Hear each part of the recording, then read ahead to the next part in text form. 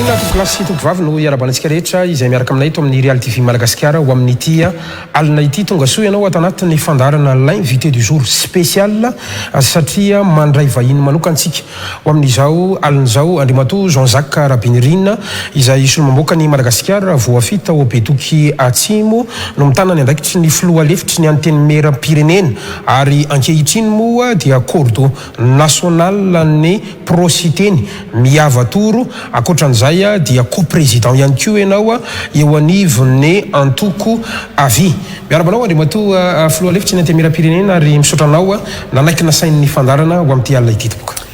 miarabanao Andriamatoa Gasikara fensoa ianao sy ny mpiara-miasa aminao ato amin'ny Real TV ary dia arabaina manokana ihany koa fa raha ny vaovao hitako tamin'ny télé moa zany dia nazo dimy sy farako ihany koa ianao dia nisy fotoana ranjanjanona kely ny fandarana satria mba nigokany izay hafaliana izay niaraka tamin'ny fianakaviana dia fahasoavana zany dia angamba mbola tsy tara koa raha miarabanao manokana ary misaotra nareo ihany koa moa zany nanasa satria ny station de télé ohatrany anareo zao no mba afaka ahafahana maneho ny hevitra maro lafy misy eto amin'ny firenena zay ilaina zany amin'ny chaîne Pyrénées amin'ny lafiny rehetra tompoko makasitraka indrindra Andriamatoa filoha lefitry ny anteny mera Pyrénées ary sorako manokana ianao amin'ny fiarabanana ny ankonana amin'izany fahasoavana moa zany izay niditra izany raha sitraka ao aloha satria anisany andrasany maro Jean-Jacques Rabinirina zany indrindra ihany koa manoloana ny contexte politique izay misy eto amintsika eo ihany koa ny miavatoro satria hitako anisany lohalarana raha mba tsy ilazako hoe londohampisorona ao anatin'izany ihany koa ianao betsaka amintsika ny tokantrano no maniry ihany koa tia fantatra mety lalana politika raha sitraka ao dia ho tantsaika kely zay mety ho kely fantatra eto ianao ngamba ny anintsy na ihany koa zany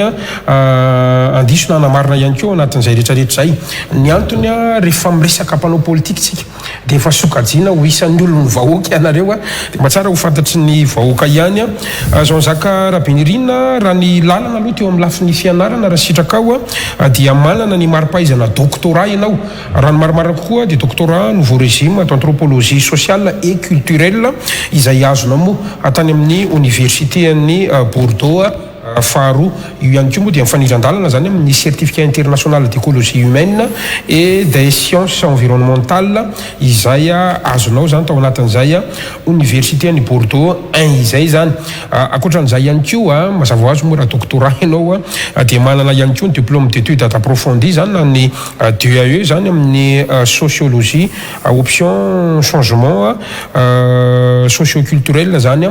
tany amin'izany université ny Bordeaux zany tany amin'ny taona 5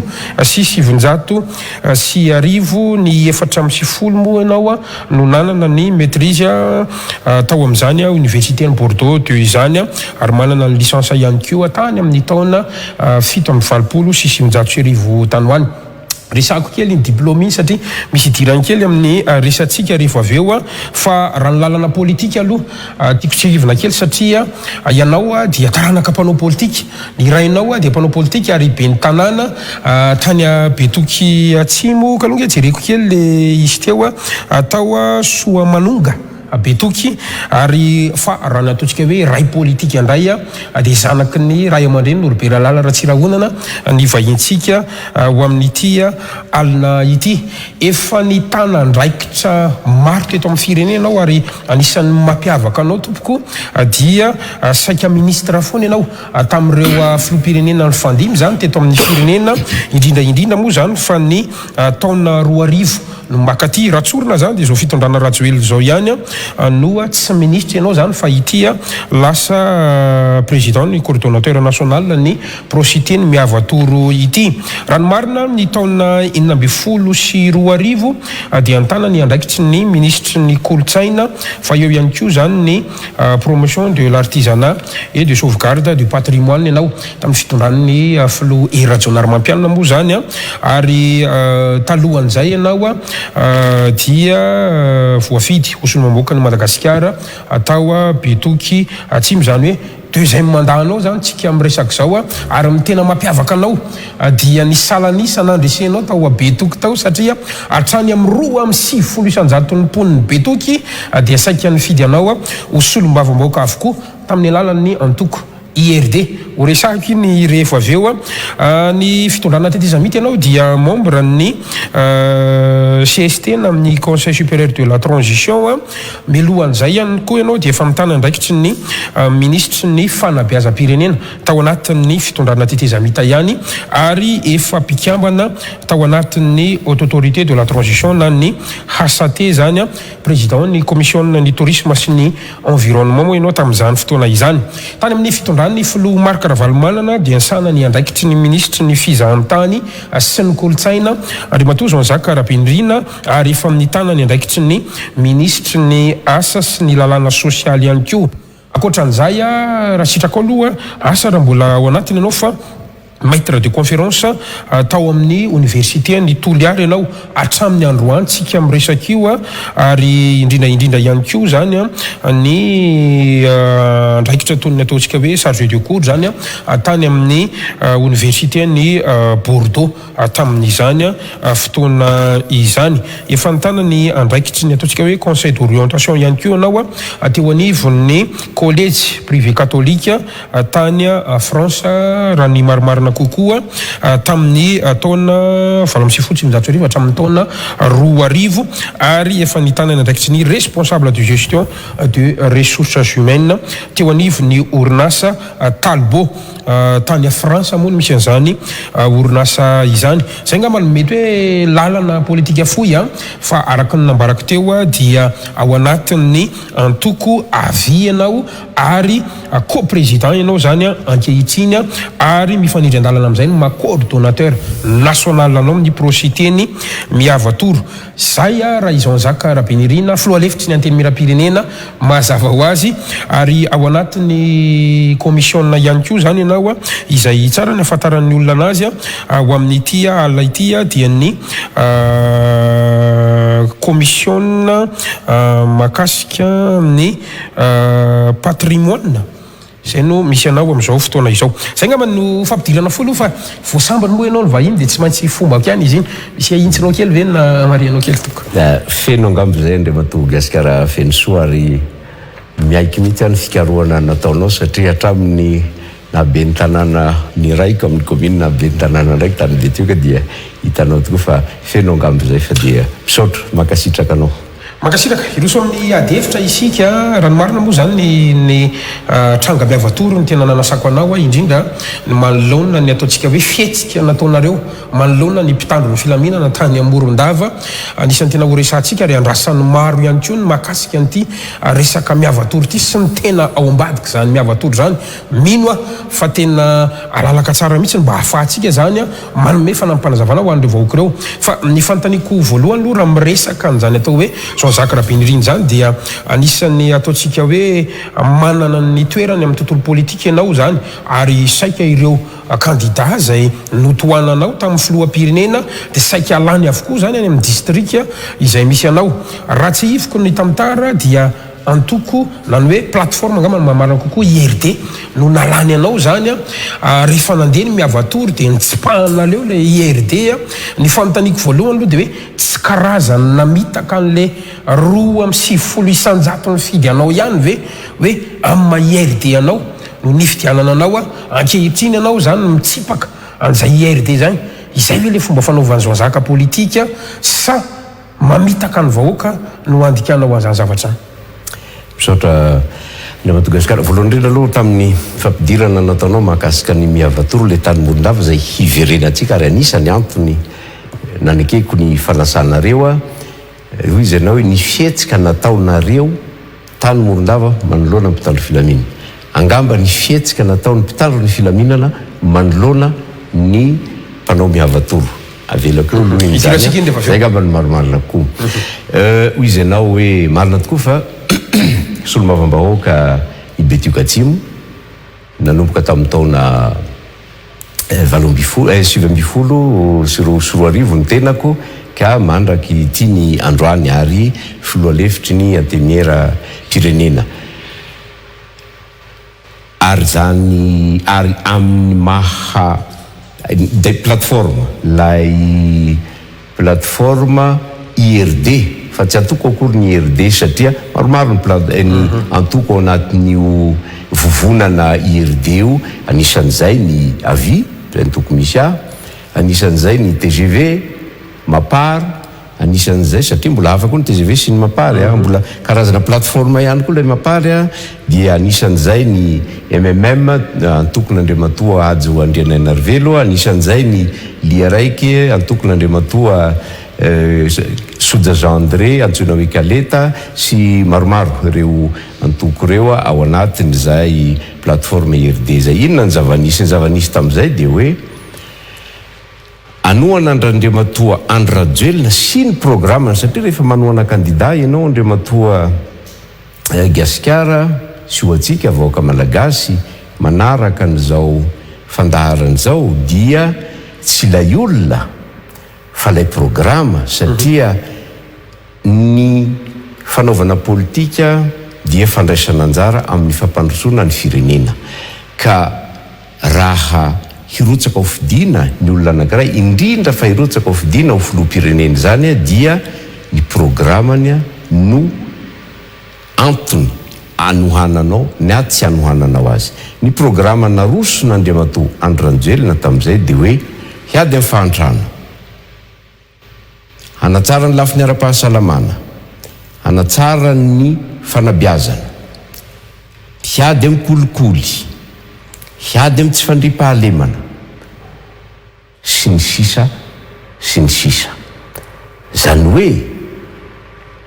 raha tsorina tsotsotra fotsiny zao dia ireo zavatra zay indrisy mbola manahirana ny malagasy amin'izao tsika miteny zao no nolazainy tamin'izay fa hiadivany ary nitaomany anay na koa nandehananay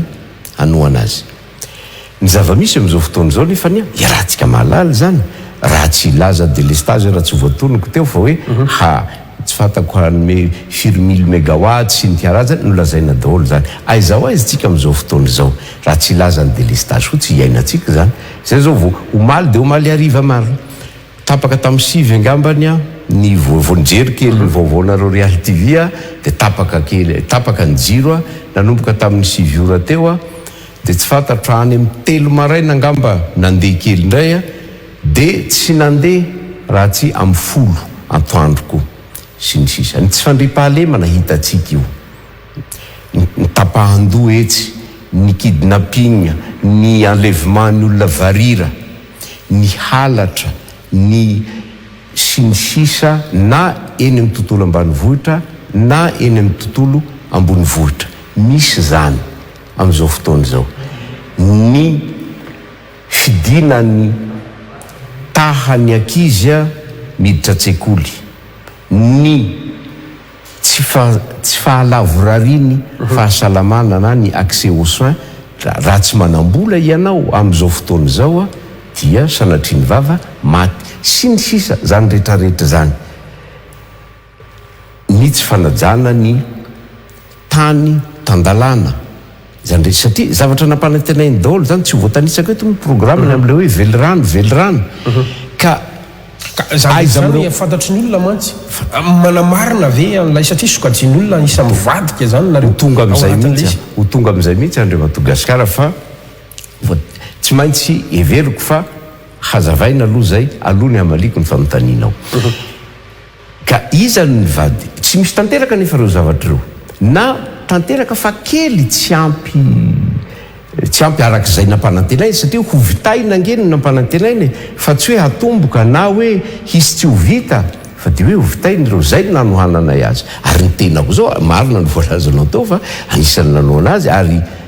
nandresy ilay isa mezinezina lazainao tao ary ampanetretena no ilazako eto fa ny distrikany Betuka Atsimo zay zany nitondra ny fampelezan-kevitra tany no distrika voalohany indrindra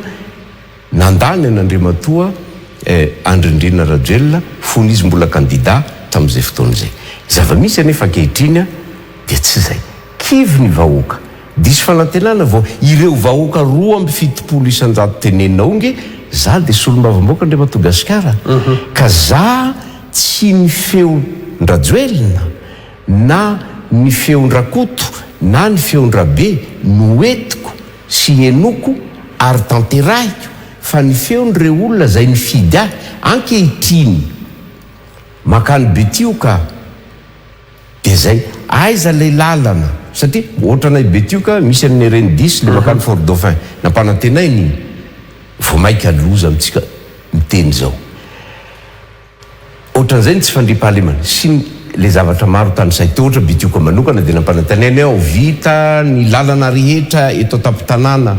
amboarina pavé sy ny sisa pavéna 500 mètres nefa raha jerena ny réseau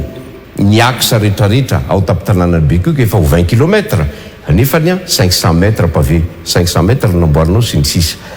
dia zay zavatra zay ka reo vahoaka reo no mitaky reo vahoaka reo no miteny hoe aiza ity ane monsieur le député lay zavatra nampanantenainareo anay ity ane monsieur le député lay zavatra mitondranao anay aiza ho aiza tsika dia ahoana moa ndre Madagasikara satria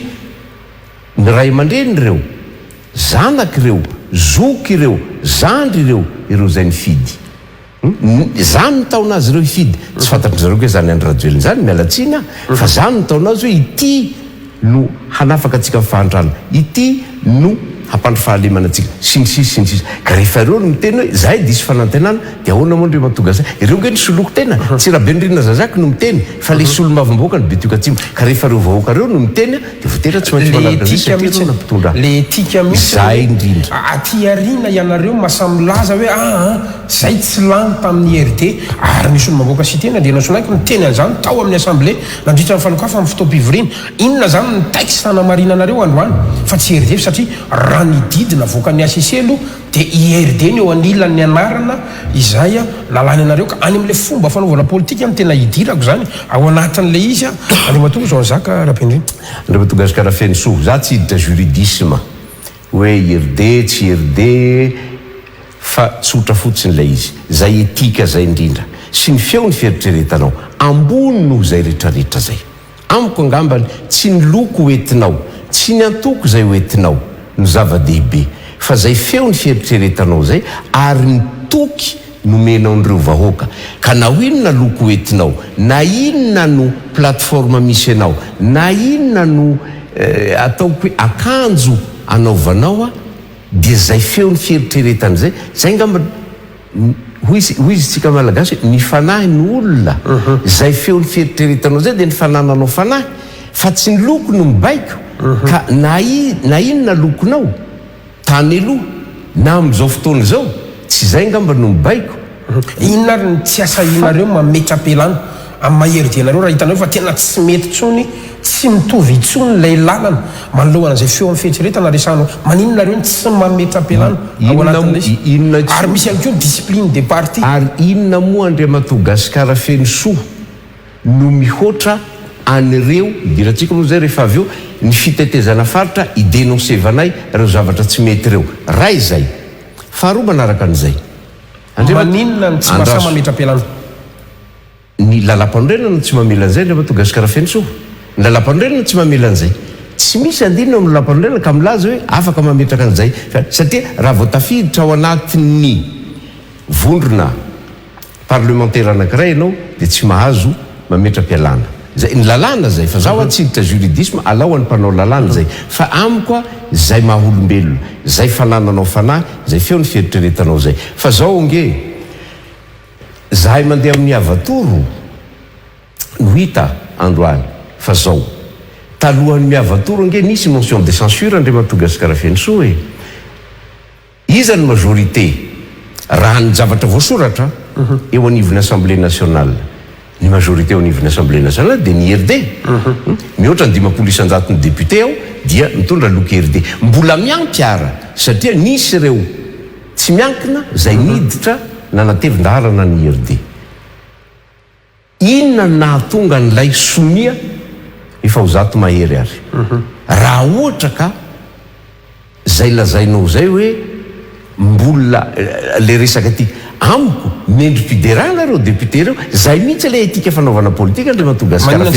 tsy voabaivana hatramin'ny farany ary satria efa nandika le processus arano lalàna sy ny fitsipika anatiny ge tsy mitapatra tenatena reny fa nanaiky nareo an'le fanapahana sy ny fanapa-kevitry ny bromatra ianao raha teo anatin'ny bromatra ianareo ianao satria eo anivon'ny assemblée le izy no nitranga fa tsara ho fantatritsika ngambany fa tsy eny tompo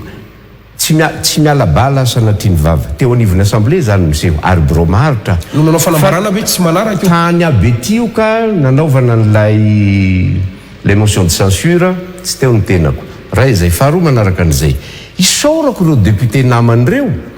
nasahy nanao an'izay digan'izay hoe tsy mety tsony zao satria tsy mahavita ny andraikitra zay andrasan'ny vahoaka aminy ny gouvernementa zay ministra no tendrena Andriamatoa filoha taty aorina tsy fantatro zay zavatra nisy be debe ny resaka momba an'iny za tsy hiditra amin'izay nisy volanandeha nisy an'izao hoe nisy fifamaliny fa ramatahory sy ny sisa za tsy hiditra amin'izay fa ny zavatra fantatra fotsiny raha izay etika zay no iangatsika Andriamatoa Gasikara amiko dia midera n'ireo député namana na dia tsy teo ny tenako ary tsy nandatsabato nanao tsia na nanao eny ny tena itereo ny savoritaka angeny tao hoe tsy fantatrao tsony nanao somietsy dia manao déclaration etsy dia milaza koa fa tsy somia kokoa io sy ny sisa ka zany rehetrarehetra zany Andriamatoa Gasikara fesoa no ilazako eto amaliko fanotaninao tao iverenako kely angamban'iny hoe tsy nivadiky zahay tompo fa ny fanekena zay ny fanaraha io nge mialatsiny mandray ohatra io nge Andriamatoa Gasikara ohatrany hoe fanambadiana ho tokantrano hoe rehefa raha mbola ivady lay olona anankiroa dia mifanaiky hoe zao ifanady tsika ny lehilahy anaja ny vehivavy anaja ny lehilahy sy ny sisa hiara-mitady ananjana ka nolo tokantrano sy ny sisa be debe kanefa noho ny aveo ary raha tsy mifanaraka amin'izay lay toetra n'ilay rangahy na lay toetra n'ilay ramatoa satria eo ambony alintaramasina raha indraindray nefany rehefa tsy zakanao ny toetrany tsy mety amin'ny fieritreretanao lasa fahorianao anao lasa ho afobe ny fiainanao n'lay tokantrano dia misy ny antsoina hoe divorce ka zavatra hoe ka tsy ilazitsika hoe sanatriany vava hoe olona tsy fakavady na olona tsy fivadiana le rangahy na le ramatoa fa misy toetra tsy hoanareo mivatoa zany efa vita ny divorce aloha amin'ny RD sy ny filohany Rajoelina raha ny mikasika n'Andriamatoa Rajoelina dia vita ny divorce mahakasika ny miavatoro no anohizako anazy satria ianao dia ko président ny antoko avy raha miresaka zantsika ianareo zany mitantana ny atoko io tsy atsontsiniavina ihany koa nefa na dia tsy président ntsony ary ny ray aman-dreny Norbert Ralala raha tsy rahonana ny fantaniko dia hoe ankasitrahany ve i Jean-Jacques Rabenirina co-président io mandeha manao an'ity miavatory ity azo adika avy hatrany ihany koa ve fa ny avy dia manohana ny miavatoro ratsorona le fantaniana manohana ny siteny ve Norbert Ralala tsy rahonana efa namaly an'izay ngamba ny filompanorona ny antoko asa vita ifampitsarana tamin'ny congrès régional nataonay tany Tuilara olon-dehibe izy izy tena rezy hoe mpampianatra eny amin'ny université izy enseignement chercheur zany zany ibaiko zay tokony atao raha izay faharoa manaraka an'izay io démocratie Andriamatoa Gasikara dia tsy atao any posy fa rehefa milaza ianao démocrate dia iaino ilay izy tsy voavoalohany eo anivo ny antoko asa vita ifampitsarana no misy ny fanohanana candidat ohatra fotsiny raisiko ny tany amin'ny taona 3 sy 2013 dia avia tamin'izay mbola vice-président izaho Andriamatoa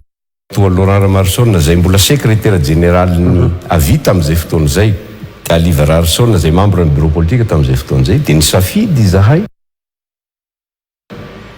hanohana n'Andriamatoa ajo andrena Narvelo azafady vovonana MMM ny namanay sasany dia nanohana candidat hafa anisan'izany nisy nanohana n'Andriamatoa Hery Rajaonary Mampianina Andriamatoa Ratsirahonana tamin'izay maray aman-dreny dia izy hoe za afaka mandeha nareo malalaka am'izay candidaty nareo tany ntiako ny ampitsidiako an'izay dia zao tiako lazaina hoe i démocratie tsy azo ifanireny eo Andriamatoa Gasikara fa zay dia avy ary za mbola tsy nalavy ary araky ny voalazanao teo zay ka ny engagementko zara citoyen olo-pirenena Jean-Jacques Rabenirina dia zay no isangazevako ao amin'ny miavatoro prositeny nohon'izay lalakevitra zay ary afaka miteny aminao fa tsy ngara-tsirahonana tsy manery nizaniza ao amin'ny antoko handeha amin'izay lalana mety eritreretra tsy misy idirany avy zany ny miavatoro satria na le loko ampiasainareo ary mavo somanga samy mitovy ihany salam'izany safidin'Andriamatoa sy tenyrandrena solony aiko madiodio ary tanteraka ny loko fa tsisy nidirako na nidirany antoko avita naizanatra zany tsy manohana ny miavatoro zany ny filoana Orbelara Tsirahona sa manohana raha valiana mahitsy izy angamba no tsara asainao koa dia hamaly ny fanontaniana fa hoy izy inga raha tsirak'izay sarotra amiko ny haminavina zay ao anaty fieritreretany iano Orbelara Tsirahona na dia araky ny voalazanao teo ary dikeko ary raisiko voninahitra ny hoe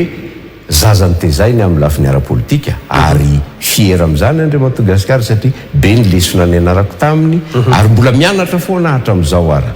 amin'ny oray aman-dreny io ka sarotra amiko ny hiteny amin'ny anarany izy mbola eo a mbola velonaina soma tsara ary engany mba mbola velona salama tsara izy ka tsara angambany izy no ametrahana ny fanontaniana raha ohatra ka mila ny makasika ny miavatoro ary Andriamatoa mpandrindra national ny pro sy teny miavatoro filimarina moa zany ny solo-mavambahoaka ao anatin'izy io filimarina zany nareo no anatin'izy io satria miovaova eny ihany ny isa misy ary moa niaraka taminareo tany mananjary dia vao manao déclaration ndray hoe na tsy ary tena fanofitahanareo sasalazany ka filimarina nareo ny tena ao anatin'izy angambany za tsy résolve en terme na isa Andriamatoa Gasikara le hoe atsidikely angambany hoe valikely angambany la ilazainao teo hoe misy hoe nofitahana angambany lehilahy lehibe mifanaiky zao le fitaka moa inona zay moa fanambarana zay nyteneny fanambaraka izy angambany no afaka ilaza hoe inona ny fitaka natao azy fa raha tsy diso satria zay koa mba maheno ary le olona koa ny miresaka aminay fa za dia hoe any koa izy miresaka mafy nitsindrina hazo azy ary na izahay zao nge Andriamatoa Gasikara Venso betsaka nitsindry betsaka ny ramatahora idirantsika moa zay rehefa avy eo fa ny fanaovana politika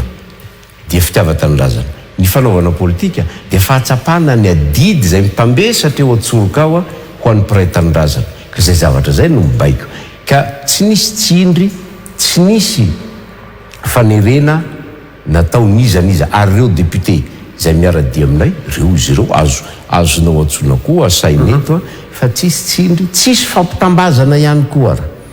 ka raha hiteny ianao hoe firy marina ianareo mivaova be ny any misy ny afaka misy ny tsy afaka ohatra zao tany ambilo be tsy afaka satria nisy zavatra tsy maintsy natao nanao sortie de promo tany betioka efa nampanantenan'ireo ankizy ireo tamin'izay fotoana zay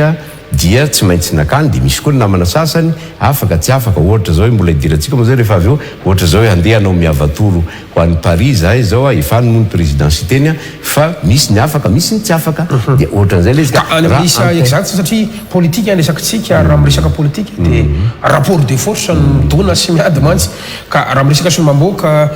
raiky amin'ny 50 nareo no amin'ny assemblée firy zany ianareo raha masamamoky eto androany ny mpaniazoko malinanao Andriamatoa Gasikara rehefa manao déclaration daholo ireo mpilatsaka ofidina zay nge vao mety hahafahantsika mamaritra n'izay mety ho rapport de force araky ny filazanao azy zay fa am'izao nge mbola miavatoro miheno ny vahoaka nge no ataonay ary mety manao an'izay koa ny sasany tsy fantatro fa mbola tsy afaka hamaritra atsika am'izao fotoana zao hoe aiza ny rapport de force fa indrindraindrindra ny mety voka mpifidianana ihany koa ny tena mamaritra an'izay raha toka tena mandeha mahitsy sy madio ny fifidianana eo amin'le miavatoro any raha sitrakao district politika 9 zay ny vitanareo raha ny fanisako azy ingany hoe tsy ho diso a asa fa 7 zany io any Frantsy io inona le tena tanjona ao anatin'le izy a hoe memo vahoaka rehefa tena mijery an'le sary mivoaka ianao eny amin'ny ainao manjery nefany a de efa sokajiana karazana précampagne ihany izy ary ny kabary zay ataonareo a de tena manao kabary politique nareo ary akoatran'ireo vahoaka zay miteny ary a de mikabarynareo de efa misy an'izay tendance na précampagne zany raha miresaka zany za miavatory efa sokajiana ho candidat potentiel sady ve ingia cité intérieure andrena soloneko député daholo ny akamaroana ireo any amin'ny izay le mandeha miaraka amin'ny avatora izy ianao hoe kabary politique député zahay a tsy maintsy kabary politique anao tao raha izay faharoa manaraka an'izay solombavamboaka koa izay solombavamboaka ny Madagasikara voafidy tamin'ny distrika zay na voafidy anay aby ka za miaina sy mihaina an'ireo zavatra iainan'ny vahoaka misy ny zavatra ambaranay tsapanay fa misy kosa ny zavatra tsy tsapanay de zay zavatra tsapanay zay ambaranay ny vahoaka de le zavatra mety tsy tsapanay koa no ambarany vahoakanay zay le dikan'lay zay ny dikan'lay miavatory mihaino ary hitanao ngambo zany mba mety mandeha amin'ny Facebook na amin'ny télé na sy ny sisa fa mihaino reo vahoaka reo zahay milaza ny hevitray koa zahay ho izy ianao hoe kabary politique ka fisainam-pirenena andresana Andriamatoa Gasikara manaky fianareo fefa précampagne io ataonareo zay samy manana zay mety andraisany azy na pré-campagne na tsy pré-campagne satria ny pré-campagne zany ange Andriamatoa Gasikara zay mbola tsy niteny hoe zao ny programme amiko manko zay ny hoe pré-campagne na hoe mety ho candidat atolotra atsika fa ny mety milaza hoe fadio raha ihany na mbola tsy azo atao zay satria tsy avelan'ny lalàna fa zany pré-campagne zany de toko fa milaza hoe tia ny programme pré-campagne zany de fa milaza hoe tia ny mety ho candidat atsika ty noho ny antony ohatran'izao mbola tsy nilaza zay zay fa mbola mihaino ny vahoaka ary midénoncer reo zavatra tsy mety eto amin'ny firenena mbola tirantsika moa resaka hoe fanaparam-pehafana sy ny sisa izay zavatra zay midénoncenay ka solombavamboaka izahay zahay tsy manao an'izay no diso eo anatrehan'ny tantara sy ny vahoaka fa izay no asan'ny solombavamboaka na de misy arareo alay-panahy hoe mitsikery zay satria hoe IRD zay no asan'ny solombavamboaka na IRD anao na tsy IRD anao na pomby anao na mpanohitra ny fitondrananao ny feon'ny vahoaka no entina fa tsy ny feonao ary ny filazan'ny député namana foana mo zay ny patron ange de vahoaka fa tsy ny exécutif tsy ny filoham-pirenena tsy ny premier ministre tsy ireo ministre reo tsy ny préfet tsy ny chef de région fa ny vahoaka no satria ireo inona moa natao hoe atao patron entre guillemets zany angambany ny atao hoe patron nge zany de ny afaka mametraka anao sy manala anao izy anao afaka manala sy mametraka anay de ny vahoaka ihany azo everina fa misy ambition ho candidat ve zany le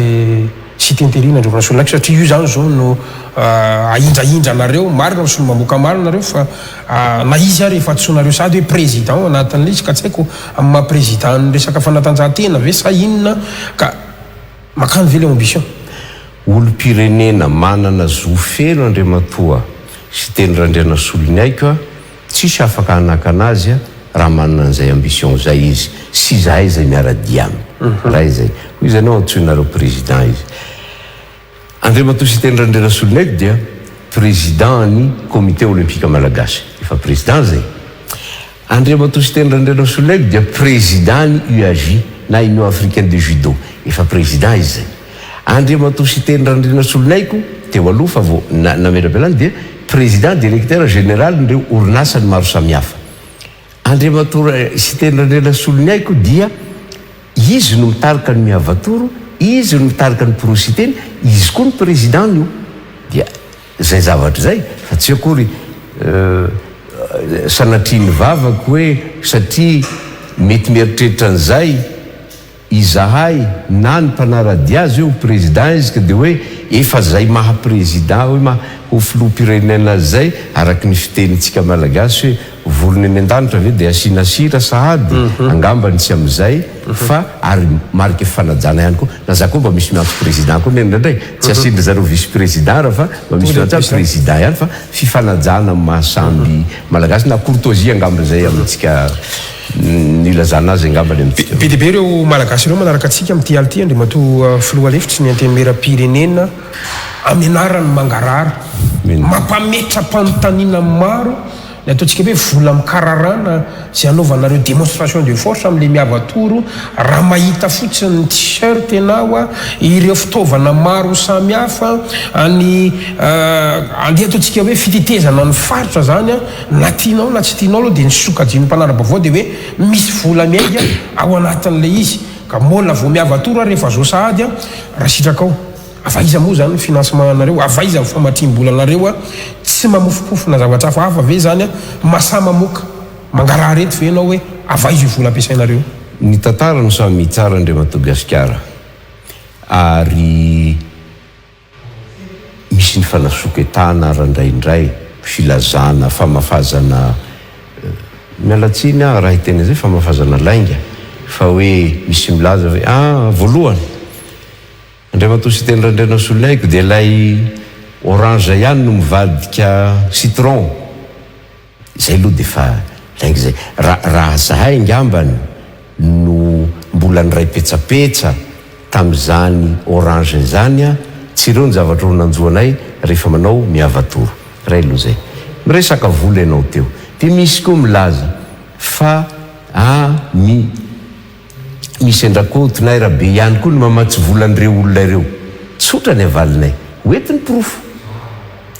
porofo fa ianareo no mamatsy volanay misy gazety mivoaka hoe andriamato PDG Ambravatomanga anisan'ny ambadikareo raha zay indrindra ina fanazavana tsy fantatro na izy no milaza an'izay na ny olona no milaza an'izay fa zay gazety ny article aloha no nahitaka lay article dia ilay gazety milaza an'izay asavy mitondra porofo fa io ny chèque nampidirinay tany amin'ny comptenay na io misy sary na io misy anay ny batan'ilay vola avy eo raha manana porofo izy dia iray fotsiny ara ka ahafahany manana porofo fa misy ny famatsiam-bola amin'izay olona lazain'izay makaty aminay dia hoetiny porofo fa raha mbola tsisy ny porofo dia fanasoketana sy lainga zay zavatra zay mahakasika ny hoe financement zao nge andriamato gasikary aza adiny fa rehefa ianao anao zavatra indrindra hoe fiainam-pirenena ny resahana tsy maintsy misy ny fanomanana misy ny fandiniana ary io tsy ianao rery no manao an'izay araky ny eritseritsy ny olona fa manana izahay koa na eto toerana na ny ampitan-dranomasina dia misy koa reo partenaire mpiara-miasa aminay zay na izahay koa dia samy manao latsakemboka zay mba ho zakany tsirairay eo le partenaire avy any ivelany sy anatin'izay tsy efa sady mamitaka sady so dia ivarotra tanindrazana rehefa mahazo fahefananareo zany ny tantaran'izy teto mantsy dia maninona ny tsy samamoaka ny mangarahara ihany koa hoe izy ary le partenaire tononetiny anarana olona na orinasa tsara hazava mpiray tanindrazana andriamato gasikara fa raha samihafa ny partenaire samihafa ny hoe fivarotana tanindrazana zavatra samihafa dia misy condition maro samihafa navadibadika ihany mantsy zay le hoe ho an'ny mangarahara mantsy raha sitrakao amaly anao indrindra zao fotsiny nge mbola tsy nisy angambany ny atao mivarotra tanindrazana moko dia zao raha ohatra ianao ko makany ivelany dia hoe ohatra ao ilatsaka filoha-pirenena na anao an'izao fa omeko anareo za tsy na omeko an'izao izaroa raha misy koa manana porofo amin'izay zavatra zay fa hoe fivarotana tanindrazana nataonay satria tia hazo vola zay hoentina manao ny miavatora dia hoety koa ny azy ny porofo fa raha mbola tsy manana porofo koa izy dia lainga sy fanasoketany zay ary zao nge aza iveritsika fa na ny olo-pirenena malagasy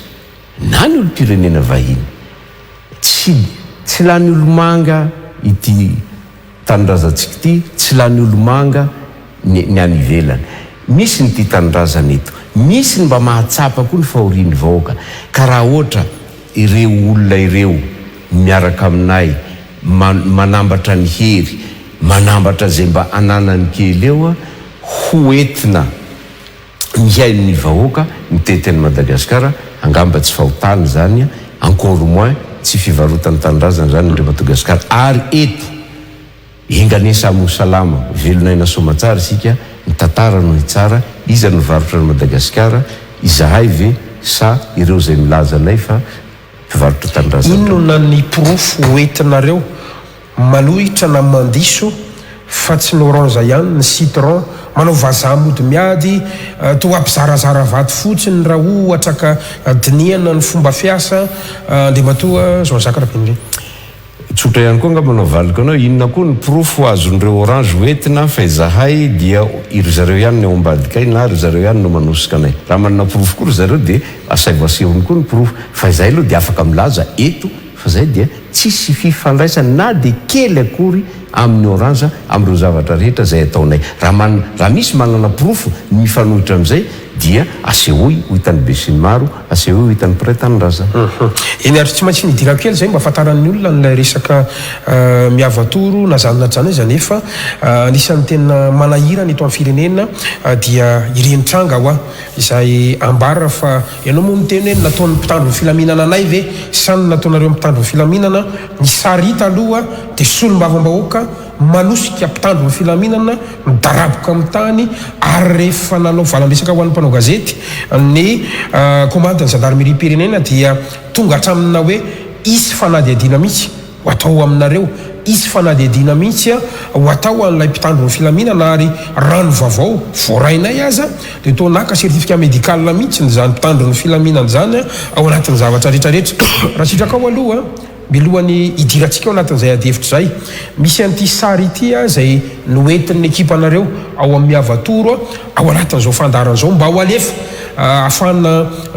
miresaka ny atao hoe démocratie sy ny zavatra maro samihafa. Raha sitraka ao alefantsika kely kama zay mitany any atokantrano aloha dia miroso amin'ny adihevitra isika kasitrahary tompoko dahoary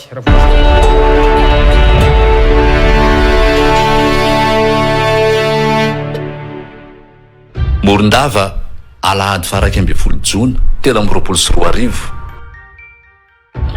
Tamin'ny 7 maraina dia efa vonona tanteraka ny toerana nandraisana ny miavatoro Morima na dia mbola amin'ny 3 ora tolakandro aza ny fotoana ionan'ny vahoaka amin'ny siteny Andriana Soliaiko sy ny depite miarady aminy. Tsy mifanaraka amin'ny sotoavana demokratika sy manotonana ny fahalalana maneho hevitra ny fipetranapetraky ny ministry ny atatany Justin Tokely mikasika ny famoriam-bahoaka. Nefa dia narahan'ny mpikarakaratsaka sy andavany ihany izay voalaza mikatona ny toerana tao Morima voadidina tamboho ary nasiana tafo. Voarakitra tao anaty taratasy fangatahana izany rehetra izany ary dia namaratsoratra ny prefet ny Morondava ny 9 jona. Hita ary ekena ny tenin'ny soratany. Nanao sonisy nametraka ny anarany miaraka amin'ny tombo-kase ny prefet Rafidson Fidèle rehefa avy nitsidika ny toerana. Nanaiky koa ny prefet fa azony mpanao miavatoro ataony manao diabe amin'ny lalana amin'ny 400 metatra mampitoy ny arabe amin'ny Morima. Nilamina tsara ny fanomanana rehetra ary taorian'ny ora fisakafoanana dia efa nanomboka toy ny fiolona miakanjo mavo lokony miavatoro ny toerana. Efa nankatoeran'ireo hotesy marobe vonona andamina ny fidiran'ny vahoaka. Akory anefa ny agagany rehetra fa nanomboka tamin'ny 2 ora sasany dia zandary sy polisy efa 30 lany tonga tampoka manoloana ny vavahady ary nanakatony izany. Misarotao amampivarahontsana ny maro amin'izy ireo ary tsy namelan'ny olona hiditra sy hivoaka. Izay olona teny an-dalana monjy ny toerana dia misakanana avokoa teny amin'ny barazana tsangan'izy ireo. Ny prefet Rafidson Fidèle mihitsy no nitarika reto 30 lamorongo fiadiana. Toy izao no nambarany tamin'ireo olona marobe fa sahiditra tao Morima. Mba hiangaviana aloha tsika mba hialy eto amin'ity toerana ity. Fa hoeninareo ny fandaminana dia arakarak'izay ny sy ny fandaminana. Rehefa tonga ny tompon'andraikitra miavatoro dia mifampiresaka amin'ilay tompon'andraikitra dia hitantsika eo. Rehefa nahendro solom-bavambahoaka tompon'andraikitra ny miavatoro fa no hidina toy ny gadra ireo olona efa tao Morima ary tsy navela hiditra ny avy ety ivelany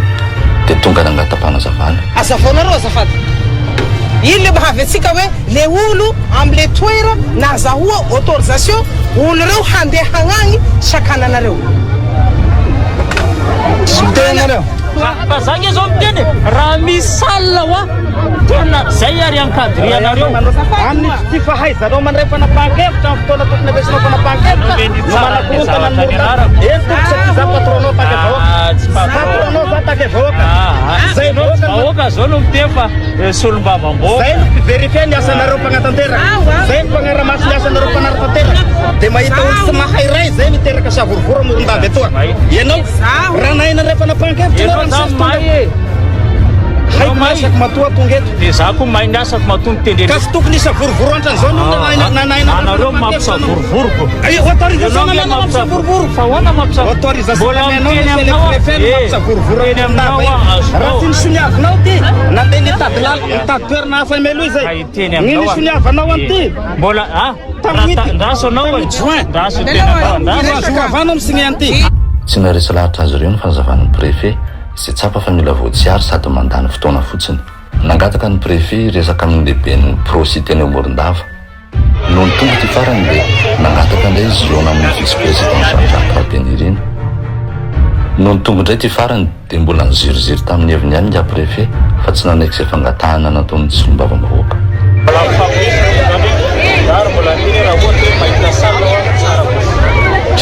lehilahy volo-prené au dépourvu nous les familles dia inona zany dia hitady salina zay dia raha vila indray vo hanao ndre adiny roa mahery no naharetan'ny négociation tamin'ny telora sasany no nidiadina teo amin'ny barazy ny présidensité ny Riana Soloniaiko niaraka tamin'ny vahoaka maro be izay tsy nanakitsony ny fanakasakanana tsy ara-dalàna nampitandrina ireo zandary izay efa vonina nasakahana apoka bomba lacrymogène ny tenany ka tsy nisy ny latsa-dranomasy tamin'ity indray mitoraka ity mariana fa tamin'ny miavatory taonosy be sy taombily be sirama dia nampiasa karazana big boss antsoina hoe disperseur ny zandary mba hanaparitana ny vahoaka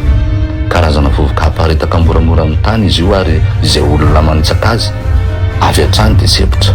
minjirifiro ny maso ary marary tenda mandritry ny andro maromaro zavatra nita crémogène le mpandrovy zay sepotra saina andeha taona misy zavatra mahery be mihitsy tsy zakanay mafana tsy hainay asa big boss zegny mba sary tompoko ny erisetra ataonareo ny vahoaka ny siramasy zay solom-bavim-bahoaka miavatoro maheno big boss zahay nalefanareo efa nanomboka atao agnatin'le sasakadiny zay renay izy io lasakabo ranomason'olo misy zazakely nefa agnatin'ity efitrano ty raha mbola mpitandro filaminana iaro ny mbahoaka nareo asaharo ny erisetra par silence ataonareo fantatra izy io betsaka noho izany no efa nizaka ny vokatra izany fitaovam-panoretana izany fa teto Morondava dia tsy nekeny cité ny Riana Soloniaiko intsony ny ampitomanina ny vahoaka izay efa mijaly amin'ny fiainana andavanandro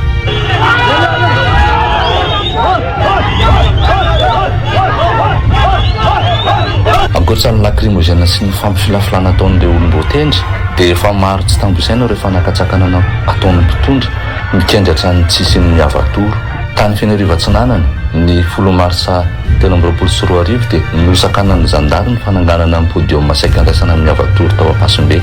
isika tamin'ny tamin'retaka dia nisy force olaza tonga tamin'ny etaka niteny hoe ajanony raha ataonareo fa tsy mety vao maty aty amin'ny commune ny Ampasimbe ny Manantsatra district ny Fianarivantsinanana ny démocratia eto Madagasikara ary ny tenako dia misaona zay nanaovako lamba mainty fisaona ny démocratie tsy aivina manko fa 2 andro talohan'io izany hoe tamin'ny 20 mars dia arakitra akanjo mavo ny diabe nankalazana ny andro iraisam-pirenena ho an'ny vehivavy tao Manakara noho nitahotra ny vague jaune dia nanapa-kevitra ny fanjakana hanafoana ny fankalazana rehetra era Madagasikara ivela amin'ny 20 mars tany tsirony mandidina indray dia nanaiky ny anaovana ny miavatoro ny OMC saingy ny gouvernoura ny sakana tsy afaka natao kalamanjana tao amin'ny toerana malalaka mahazatra antsoina hoe bika ny miavatoro fa voaterina findratoerana tany Belera na dia fean'ny zandary mitapidina entina mampitahotra ny mponina aza iran'ny lalana makany Belera dia vahoaka maro dia maro hatrany nanaraka ny siteny Riana Soloniaiko tao Mananjary ny tena natahorany mpitondra satria tsy navelana ny ray nisidina miala ho ifatona nakany an-toerana ireo député saika andray roplanina androany io zahay prévu ny décollagenay à 15 heures vol privé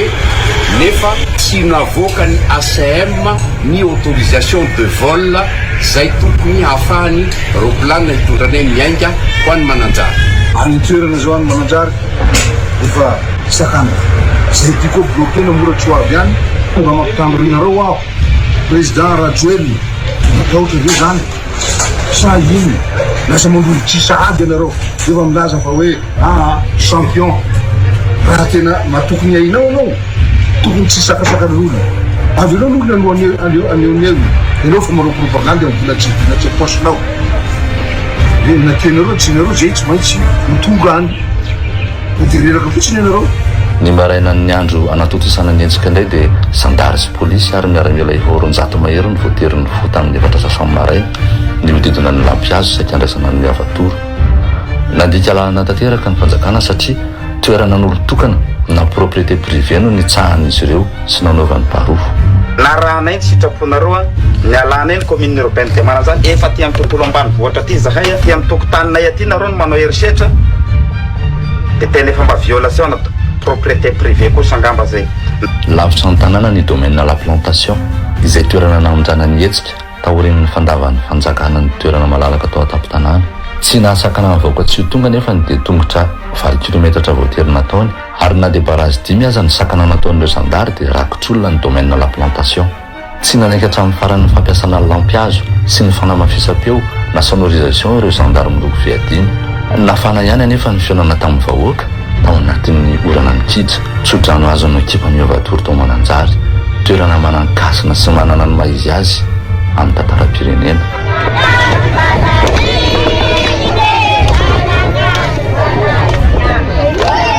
tao manakary indray dia norarahan'ny mpitondra ny fitsanana ny ekipa amin'ny avatory teny ampisearana mpiaramanidina teo am-piandohany ary noravan'ny zandary sy ny miaramila ny fampisehoana no iarahana tamin'ny koknimike tany ampamaranana taorin'io miavatory tany manakary io no namohan'ny minisitra tokely ilay fanakanana ny famorim-bahoaka Kalamanjana ny 4 avrily kosa nivoaka tamin'ny fahangina ny fianakaviam-be resam-pirenena ka nanameloka amin'ny fanitsakitsahana ny demokrasia eto Madagasikara voamarika manko fa ireo zareo mpitondra dia mahazo mamory olona Kalamanjana arak'izay tiany mibaribary loatra ny zanatsindrenila tany andapa sambava ary antalahy dia nitoy hatrany ny filambanany sy ny sotasota isan-karazany toy ny fandravanany chapiteau efa natsangana sy ny fanakanana ny radio tsy andefa ny fampilazana ny miavatoro teo koa ny fanemba-tsy-manana ny fandehanany fitaovan-tserasera na brouillage de réseau internet mba tsy hahafahan'ny ekipa miavatoro mampita amin'ny fatana ny fionana amin'ny vahoaka totosatrany anefa ny directa Facebook na dia nisy aza ny brouillage tao majanga dia nisy ihany koa ny fisoparana ny fiaramanidina mitondra ny député tamin'ny alalan'ny fanafanana ny autorisation de vol tamin'ny minitra farany teny an-dalana indray dia barazy 4 be zone nataon'ny zandary tamin'ny arenina 4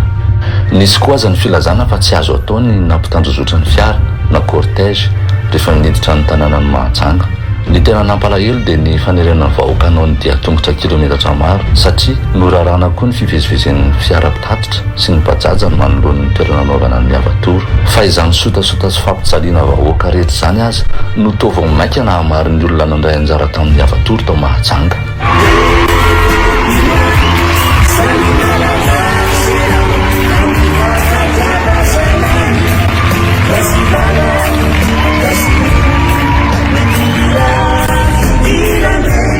nitoy hatrano ny sotasota tao Marivoay ka olona 3 nitondra fiara nanaovana fanentanana na sonomobile no notanany zandary tamin'ny violon tao ambady boeny dia niatrana teo mbavahady koa ireo zandary miromo viadina saingy tsy nampiamotra ny vahoaka ho tonga maro zany anisan'ny filamban'ny nahatsikaiky ny rehetra ny fandrarana ny ekipa ny miavatory tsy ampiasa drone tao ampanefena dia ny sonorisation no nilan'ny zandary vanina hoe tsy maintsy atao anaty trano tery dia tery nefa ilay toerana natokana na hahafahanana indray ny miavatoro ka voaterina sy navata fahitalavitra sy fanamafisam-peo mafibe tena andavarangana tao ambilibe sy tao ambanja dia ny tompon'ny toerana andraisana ny miavatoro no nanaovan'ny zandary ramatahora na izany aza nefa dia nisotra tsara ny hetsika hita sy tsapa arak'izany fa tamin'ireo miavatoro misa 9 amin'ny 9 izay totosatreto dia nosoparany mpitondra avokoa ny fitambaran'izany akasiparana rehetra izany no mitarika fahasorenana sy mampitraotra mitoy ihany anefa ny ramatahora taon'ny mpitondra rainona tsara ny fanambaran'ny segy izay nilaza fa izy fanokavana fanadihadiana mikasika ny zava-miseho tamin'ny olon-dava tsy vo izao anefa teto amin'ny firenena no nisehon'ny fihetsika mahery vaika nataona solom-bavam-bahoaka Perinasa ny député Paul Berarasy manana na Erosy ohatra dia efa imbetsaka ny nifanehatra amin'ny vatana tamin'ny mpitandron'ny filaminana raha tsy laza afa-tsy sy ny tamin'ny raharaha vola tamin'ny baoritra na avoasaringotra ny député Rantora Kotomanga tamin'ny 2024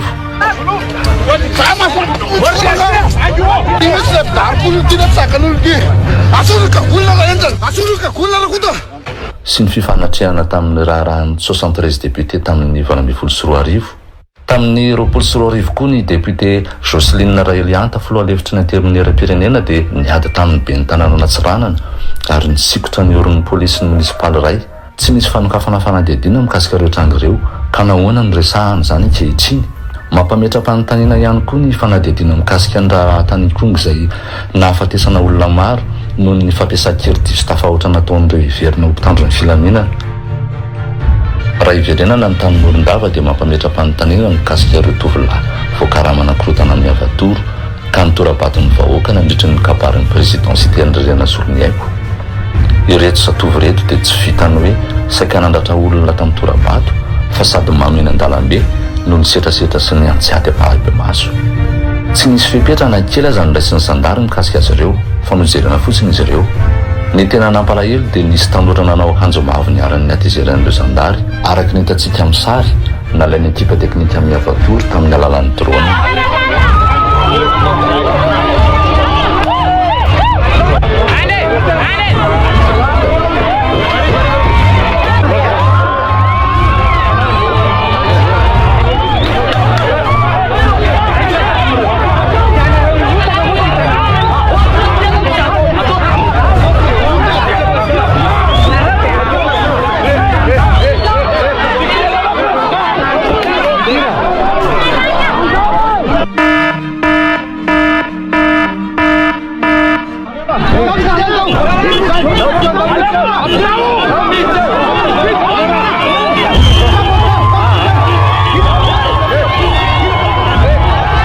Izao sary izao dia mampatsiaro ny zava-mitranga tao Antananarivo tamin'ny isamborana ireo mpanohitra nanao akanjo mena any amin'ireo tany anjakan'ny Jado nanao ahitana fanavakavahana sy fanaovana herisetra toy izao. Izany lalan'izany ve no tiany mpitondra hitondrana ity tanindrazantsika ity?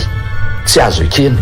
Ny finiavana andravan'ny Jadona amin'ny endriny rehetra no anisan'ny antom-pisian'ny miavatoro izay sehatra iray ahafahan'ny vahoaka rehetra maneno hevitra ka halalahany. Tsy amin'ny fandraisam-pitenenana ihany fa amin'ny fanehoana amin'ny firaisakena sy ny fiarahametana koa dia ahitana taratra fa efa miandrandra fanovany sika vahoaka satria leo fahatrana, leo delestage, leo fitakasivandy, leo makety, leo ampihimamba ataon'ny olombitsy, leo tsy fahaizany tantana, leo fandatsahana ranomaso, leo fanagadrana tsy aradrariny, leo fangejana. Sami malagasy Yasi baba Yasini Nitumira Irandeka Nifanga Chabaronge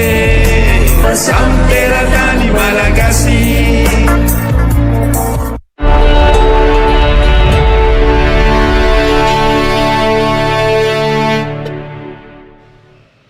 In'ilay olonatsaro izay noentin'ny ekipanareo tao anatin'ny miavatoro rehefa tena meno an'ilay izy a dia mato mpandrindra nasionaly ny prositeny miavatoro dia ohatry ny ataonareo toa-kevitra zany ny tantara zany hoe ohatry ny lasa mitady hifaninana amin'ny ratsy ve ianareo hoe koa satria efa nisy olombamoaka nanao an'izao tamin'ny fotoana ohatrohatr'izao a ko maninona koa zany zay raha mba nanao a dia atao sahala amin'izany. Hitantsika teo ny fanokevitry ny sekretera-mpanjakana mididiny zandarmerie-pirenena manoloana nireny fihetsika izay nataonareo tamin'ny mpitiandro ny filaminana reny. Fanotaniko zany dia tsotra hifampitaha amin'ny ratsy ve itsika mpanao politika zany zay ny argument hoentin'ny miavatoro ve androany a raha makasika n'iny tranga iny. Raha ohatra ndray Madagasikara nanana ny toe-tsaina hifampitaha amin'ny ratsy zany zay dia tsy niala tsy tafasaraka ary mbola tafaradia foana tamin'ny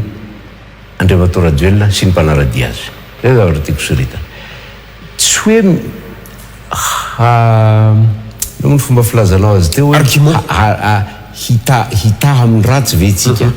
Tsy modely ny ratsy Andriamato Madagasikara fa zao raha jerentsika teo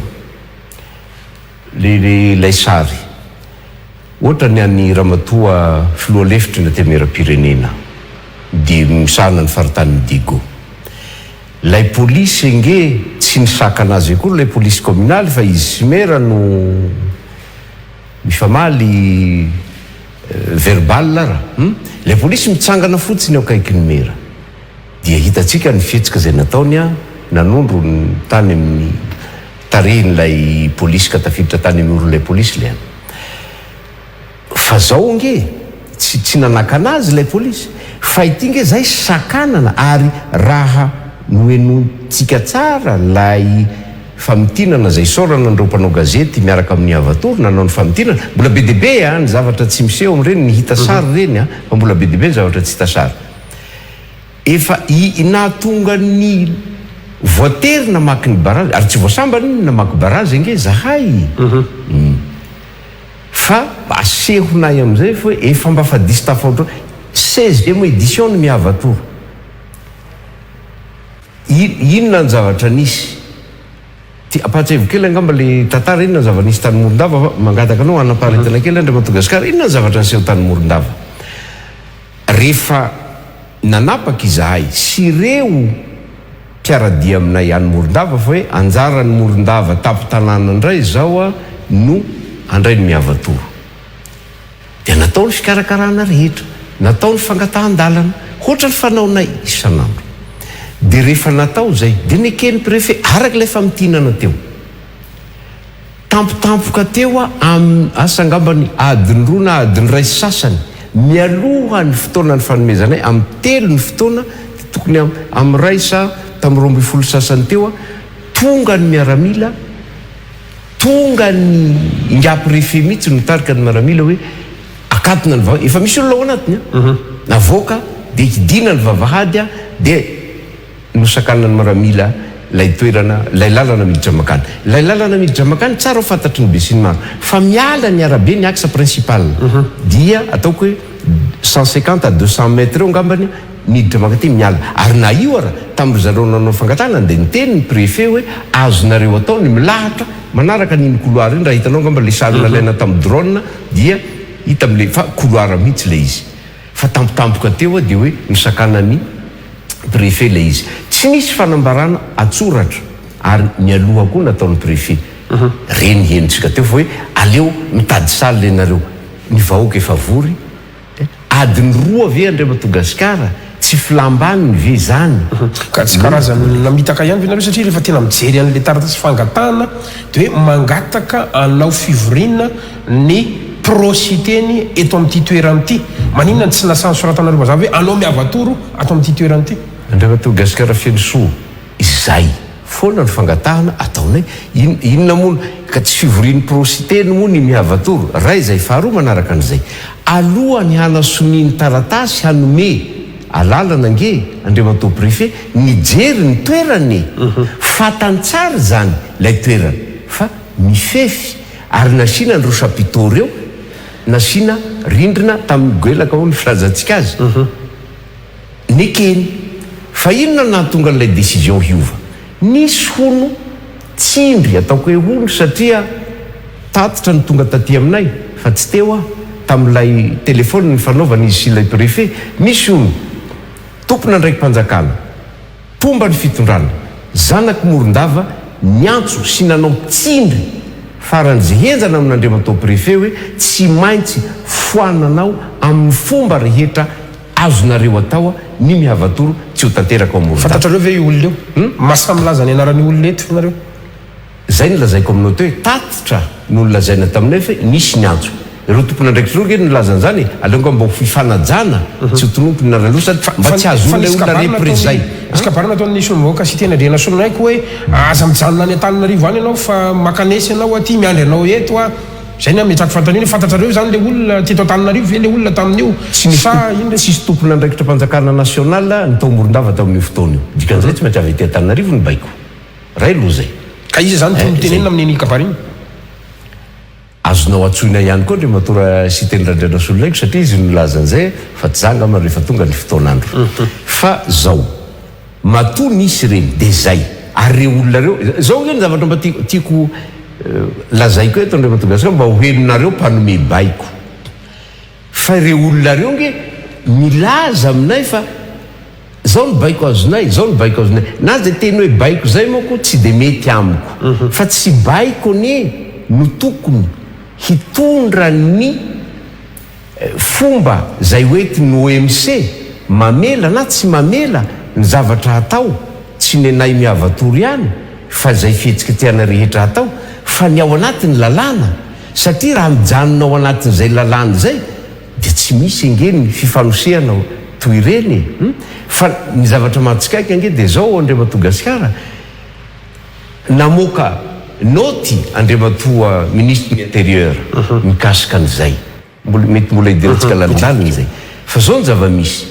voamaly no maly zao tsika mahita ny alohan'izay misy famorim-bahoaka nataony ireo député maromaro ny tarihiny Andriamatoa vice présidente ny assemblée misahana ny faritany Dego tany Andapa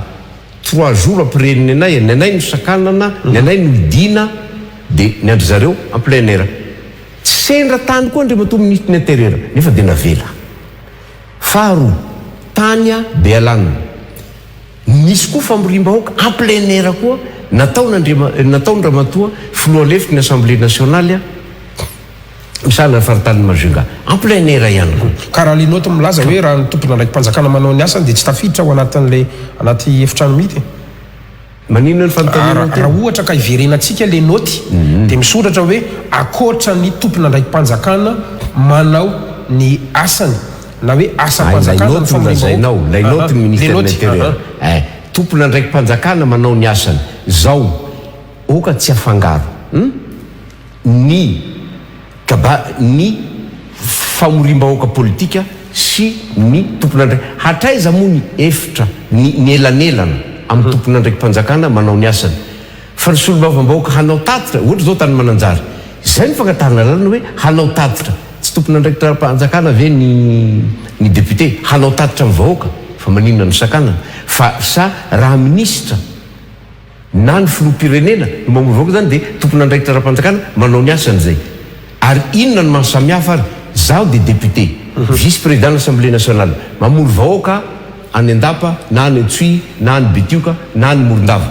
inona ny mahasamihafa sy ny vice présidente anankiroa ka maninona ny azy no avela maninona nay no tsy avela zay zao fa zavatra anankiray faharoa manaraka an'izay hoe tompona ndraiky tara-mpanjakana tsisy afa-tsy kabaro politika na nataony filoham-pirenena mialatsiny fa tsisy afa-tsy kabaro politika ange nataon'Andriamatoa filoham-pirenena afangaro mody mitokana an'izao hoe mody manao an'izao nefany mandefa kabaro politika ary mifanehitra mihitsy ara zay zavatra lazainay indray novaliana dia mamaly koa zahay moa zany satria politika io raha mitena hoe mamaly eto tsy hoe akory hoe mifampiantsy fa rehefa zay kosa ve soketaina na lazaina fa manao zay zavatra tsy ataonay dia tsy maintsy raisinay ho adidy ihany koa ny manazavana zay amin'ny opinion publique sy ny vahoaka malagasy ka fa tsy hoe farany angambany tsy hoe hoe hakatahaka ny ratsy fa 9 tsy misy tsy nahazona sakatsakany olombelona ihany ianao mba abo ihany ianao ndraindray ary eto ara dia ohatrany mamperitreritra hoe natao fanainina mihitsy ve ny fisakatsakana anay ka mba hisiny korotana sanatriny vava ka hahatongavana amina zavatra hafa tsy fantatro fa sao dia olazaina koa hoe mahita volana alohan'ny biby ny tena koa fa ohatrany mamperitreritra ihany ny fandehan-javatra Andriamatoa Gasikara fa mahakasika an'izay ihany hoe solombavambahoaka sy ny karaza azadino Andriamatoa Gasikara fa tany amin'ny taona 2020 angambany mbola tao anatiny corona isika tamin'izay mivoaka kely ny corona angambany dia efa nisy ange solombavambahoaka Ramatoa solombavambahoaka ny Besalampy honorable Laetitia zay nokasihy ny mpitandro filaminana tany gendarme mihitsy nokasy tananazy tsotra le tantara dia hoe handeha izy hody ho an'ny Besalampy dia rehefa tonga teo mahitsy dia nisy barage ny gendarme rehefa nisakana ny gendarme izy dia nijanona dia nisavaina hoe ny papier nefa misy kokarda ny tombily fa dia nijanona izy dia aiza ny papier dia natory ny papier manque dépôt expiré 2 jours lay assurance ny tomobile dia hoy izy ny gendarme hoe tsy mahazo mihetsiketsy ny tomobilinareo tsy mahazo miala eto nareo dia izy madame le député hoe fa ahoana assurance engeny no anina fa ho régularisé ko rehefa tonga any zavatra mety fanadinoana zany mety nano chauffeur na izy mety fanadinoana zany ary raha tsy diso fa angamba avelako reo mpahay lalàna no milaza an'izay raha expiré angamba ny assurance ny tomobile dia mbola mety manana 10 jours ianao zay raha tsy diso nytadiko irrégularisena n'ilay assurance na andoavana azy fa tsy namelan'ilay gendarme tsy mahazo mihetsika ny tomobilinareo ary tsy vitan'izay fa rehefa ny famaly teo zany izy sy inona ty izy sy madame député dia nalain'ilay gendarme sary madame le député de ho izy madame député tsy azonao atao ny maka ny sariko za tsy m'autorise anao maka ny sariko de tonga de nifelahan'ny tiamainy hita tamin'ny sary zany ary nisy ny télé ny voyan'izany tamin'izany fotoana ianao moako milaza hoe mampitahany ratsy tsy fampitahana amin'ny ratsy fa fampitahana hoe samby tsisy ambonin'ny lalàna andre Madagasikara ary tsisy ambanin'ny lalàna koa fa hoe ny lalàna dia atao hifehezana ny rehetra ary tsy hodikain'ny rehetra fa atao koa hiarovana ny rehetra zany atao hoe tsisy ambanin'ny lalàna koa fa taizareo milaza azy fa hoe anao fanade solombavam-bahoaka tompoko olombafidy nonkasihiny mpitandro filaminana tanina tsisy ninninana inona nahazo madame le député rehefa avy eo moa zany de lasainy madame le député inona nahazo azy misy solombavam-bahoaka namana ao zay gendarme teo aloha no nampitondraina hafatra fa raha ianao mitory madame le député de ataonay mahita ary tena terrorisenay hatramin'ny farany ianao za gendarme no miteny an'izay nisega tamin'izany fotoana zany koa zany ingeny zavatra misy faharoa Andriamatoa Randrianosolo Nicolas député ny Betroka misy note zao mihitsy rehefa nisy koa fotoana somary ny fandinditra matetika ao na io les sciences question réponse ifanaovan'ny solombavam-bahoaka sy ny membre-ny gouvernement io nge de fa lolopo an'ireo membre-ny gouvernement indrindra fa reo force rehefa namaky batsilana koa ny zavatra tsy mety ataon'ireo mpitandro ny filaminana Andriamatoa solombavam-bahoaka Nicolas tamin'izay de misy mihitsy koa instruction nomeny segy tamin'izany fotoana zany koa hoe tena ataovinareo zay fomba rehetra fandrebirebena hasorena azy savao ny tomobily ny ady zanony isak'izay barazy ataon'ny gendarme rehetrarehetra zany zava-misy eto amintsika ane ka izy anao tsy hoe mampitahany ratsy tsy atompoko tsy ho fakatahaka zany ary zay indrindra ny mahatonga anay manohitra an'izao zavatra io satria raha ohatra ka lalàna le lazainy segy teo ataony fanadidina fa taiza tamin'izany Madagasikara zany mbola tsy tandalàna tamin'izay fa manomboka tamin'ny 11 juin teo zany vao tandalàna Madagasikara ka atao zany fanadihadina zany raha nisy zany fanadihadina ary eto moa de hoe fikasihan-tanana fifanosehana samby za tsy mianatra lalàna fa zavatra sambihafa zay ary tsy nidaraboka zany lay gendarme akory fa eto isegy angamba ny laza iny hoe ny vio zay tsy mikitra ny rery ataoko angamba ny mahalaza azy zay vio tsy mikitra ny rery satria mapony isy reny efa adiny roa mialohan'ny nahatongavan'ny présidensité ny teo misita nge andre Madagasikara natao négociation fa de mialapa hitatsika tamin'ny sary famitinana mialapa foana lay préfet de milaza hoe ty zao hitanao ny argument teo nge de hoe baiko ny azonay zay tsy afa manoatra tsy baiko tompoko eny marina fa misy ny baiko fa tsy tokony baiko no mibaiko an'ireo tompona andraikitra mpanjakana ny préfet sy ny chef district sy ny mpitandro filamina fa ny lalàna de mamela lay toerana nge mifefy ary misy chapiteau ary mbola taiza efa 16e édition iny nataony iny taiza ny mihavatoro ka nahitana korotana na nanakorotana na nataontsika hoe ny fivezivezeny eny an-dalambe fotsy taiza raha ohatra ka fa nisy zay de marina ny ry zareo ka nareo kosa nanakorotana zare mbola tsy nisy zay na indray mandeha ny fanakorotana nataondry zareo zany mahatonga an'izay ohatra farana angamba ny tany Majunga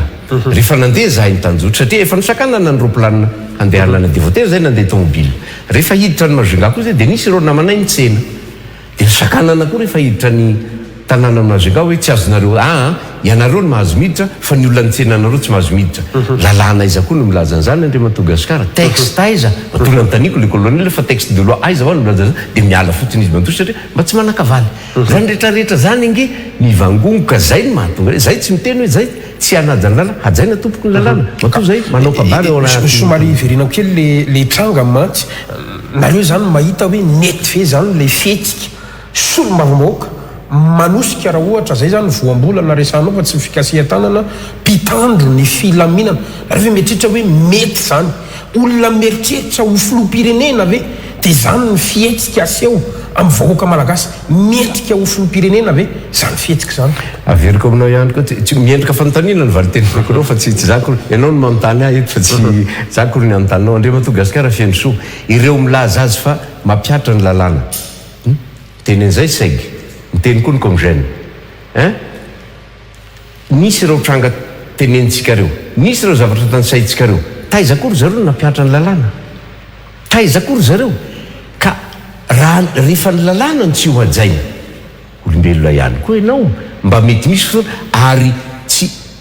ohatra n'ilay nataony vice président teo nge tsy nanaka anazy nge le polisy fa le polisy mitanga leo kaiky numera no nandefasany ny tanany ka eto nge le vahoaka mibosesika orina inona ary ny azo ray atao